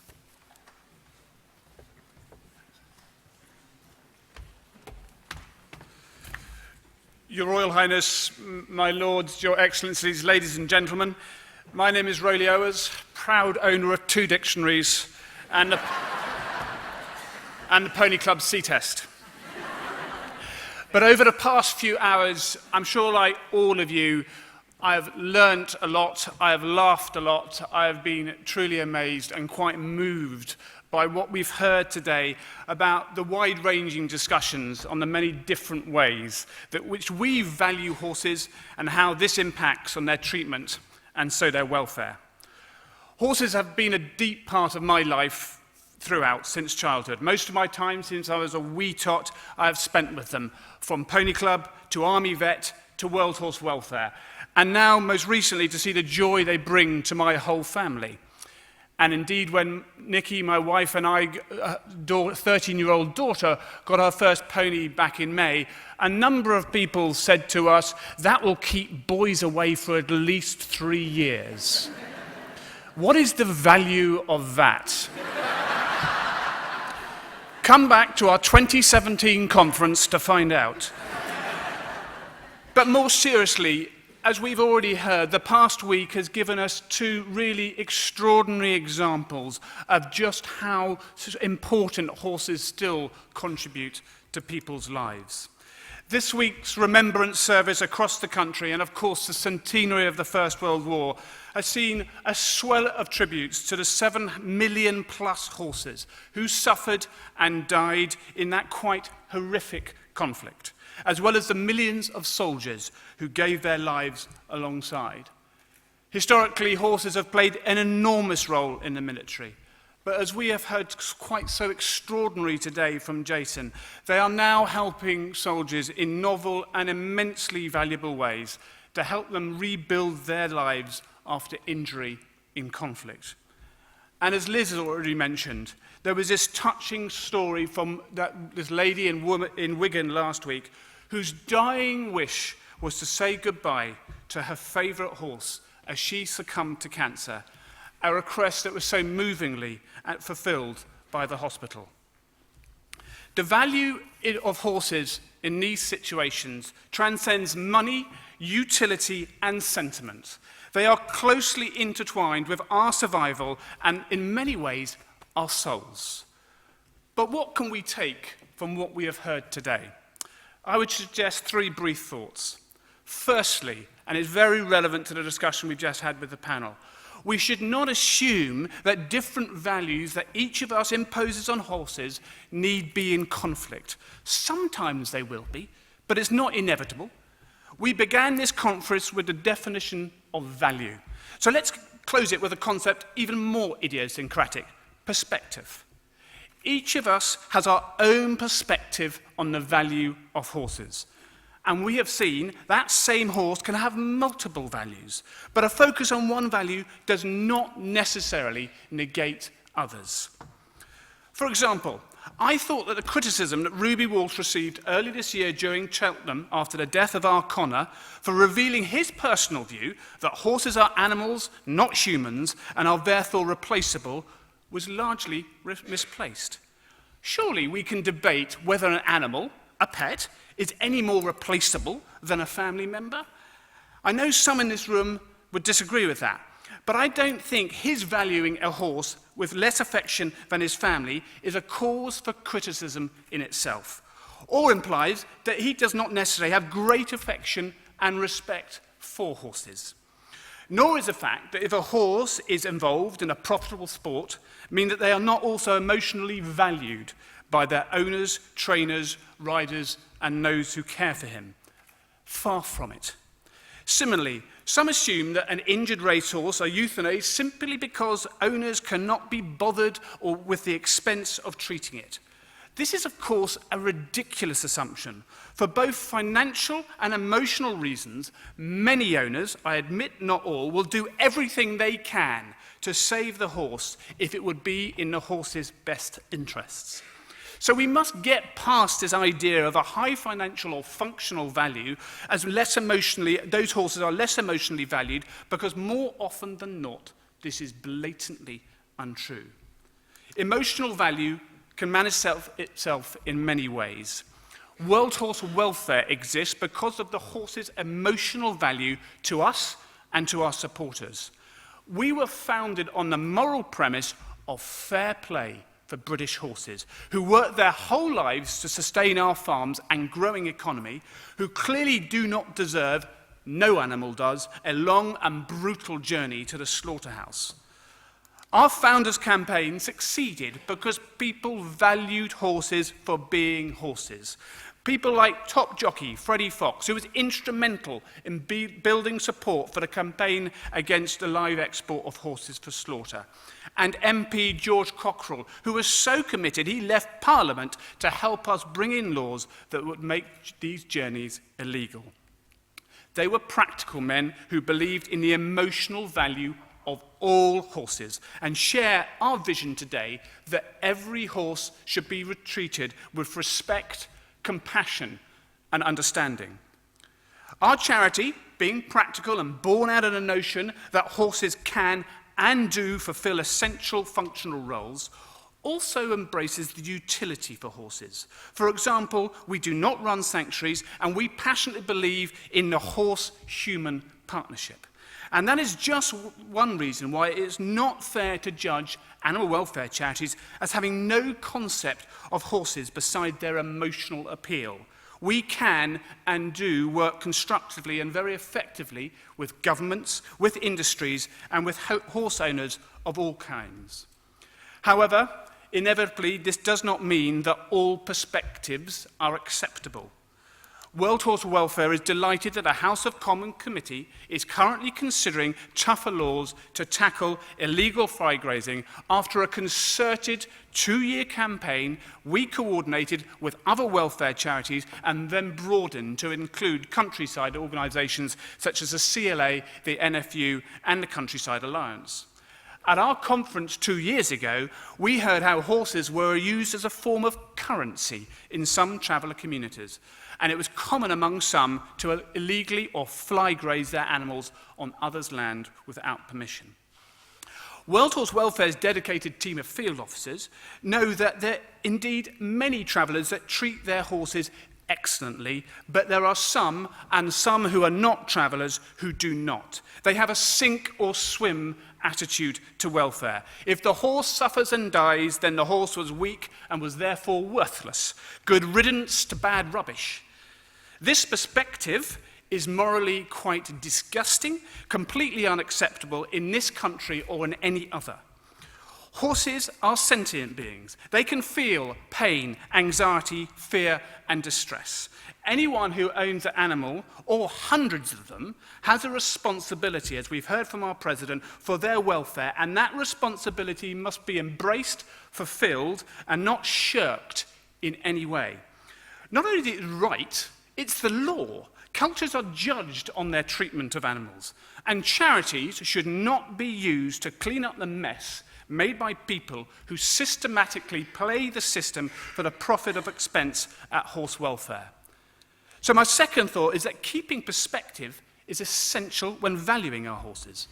As Soenke has so eloquently mentioned earlier this morning, a horse having high financial value may be exceedingly well cared for, but shortcuts may be taken in their training or education to keep costs down and so compromise their welfare.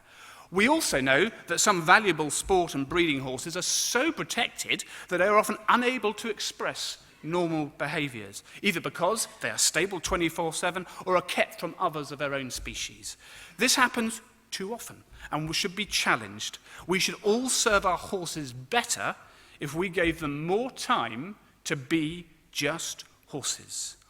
Emotional value too can be so high a horse owner clouds their own judgment on when it is right to say goodbye to that horse. Every animal has a time to say goodbye, and keeping them alive just for one more day really does cause unnecessary suffering. So functional value is immensely high in many countries overseas because quite simply livelihoods and economies would collapse and families starve without them. Cathy has already covered this area so well. This functional value is so important that the reality is they're often worked for 10 hours every day without rest, come what may, come what injury, come what lameness they suffer. They are not given in the basic care because their owners are simply unable to do so. This is why our programs, along with our sister charities, helping these horse owners to help equids by improving their care, is so essential for the people as well as the horses themselves. And similarly, we have seen the callous and barbaric treatment of horses transported for days on end to slaughter in Europe, in America, suffering appalling conditions with little or no regard for their welfare. Their function as a food source seems to have negated any appreciation of their sentience. Conversely, people feel so strongly about horses that they do not believe that they should ever be slaughtered for meat, feeling trumping function. But World Horse Welfare does believe that horse slaughter can and should play a role in preventing welfare problems, as anathema that may be to many horse lovers. So it's important to keep any one of these values in check if we want to give our horses the care they deserve. So thirdly, and finally, I would say that no matter what value we impose on horses or what role they play, as I said last year, all of us have a duty to protect and improve their welfare. The racing industry is here today, as we've heard, the Horse Comes First initiative, which shows the effort they put into welfare. But the fate of some racehorses who have left the sport can still cause concern. That is why today, World Horse Welfare is delighted to announce that we have agreed a collaboration with the charity Retraining of Racehorses to create a pilot project at our base in Norfolk to support their work, where we will use our renowned expertise to retrain and rehome some of the vulnerable former racehorses that ROR deal with. These horses may well have had a few owners since their training days, but for a variety of reasons need extra help in finding a permanent, loving home or a second career. The pilot, which is due to commence in January, will be funded by ROR and, if it's successful, could be rolled out to our other centres. This work will be in addition to our existing rescue and rehoming operation and should help broaden our rehoming scheme to include ex-race horses in addition to all the wonderful types of horses, ponies, donkeys and mules we rescue, bring back to health and find new homes. So come for a thoroughbred, leave with a thoroughbred, a couple of Shetlands at the same time, maybe even a cob. So if this discussion has done anything today, I hope it has opened your minds to the different perspectives people have on horses, and so we can judge each other less and understand more. For World Horse Welfare has learned that only with a greater appreciation of all the different views will we be able to work together to improve the welfare of horses. Soenke said a good part of valuing the worth of young horses was hope. And I think hope is a strong factor behind valuing the worth of we all want to achieve to improve the lives of our horses. Whether we value horses with our hearts, our heads, or our wallets, there is so much common ground, and the world looks to us to provide leadership on welfare, whether that is for sport horses, family pets, or horses left on the roadsides. World Horse Welfare takes that responsibility so seriously, and I know all of you do too. So as Roger so eloquently put it, let's use that extraordinary gift that we as humans have been given to care for our animals. Let us pledge today to go out and over the coming 12 months, redouble our efforts to protect horse welfare better than we do today. Thank you so much.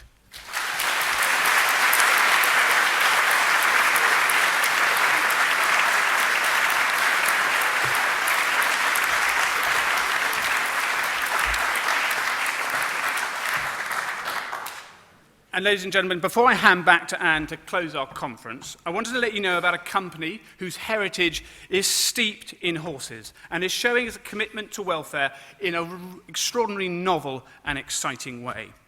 We are honoured and extremely grateful to have been chosen by Hermes to benefit from a stunning creation of a unique limited edition scarf.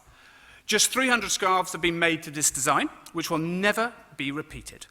All the profits from the scarves will go to Welsh Horse Welfare and directly benefit our work helping horses. Already, over half of these scarves have been sold, so if you would quite literally like to take a piece of history, please take a look at the beautiful cards with which are in your leaving bags later today. And I also wanted to take this opportunity to present one of these collector's items to someone who has shown outstanding support for our work for over 2 decades. Of course, our President, Her Royal Highness, the Princess Royal. Ma'am, I would be really grateful if you would accept this gift from Hermes as a token of our appreciation for your commitment to our great charity. And it only seemed fitting to ask one of our best-known rehomers to accept this gift from one of our most dedicated rehomers, Anne Howard, who has also led this year a display of our rehomed horses at Burley back in September. So, ma'am, if you'd come forward to accept this very small token of appreciation from Welsh Horse Welfare, all the staff, volunteers around the world.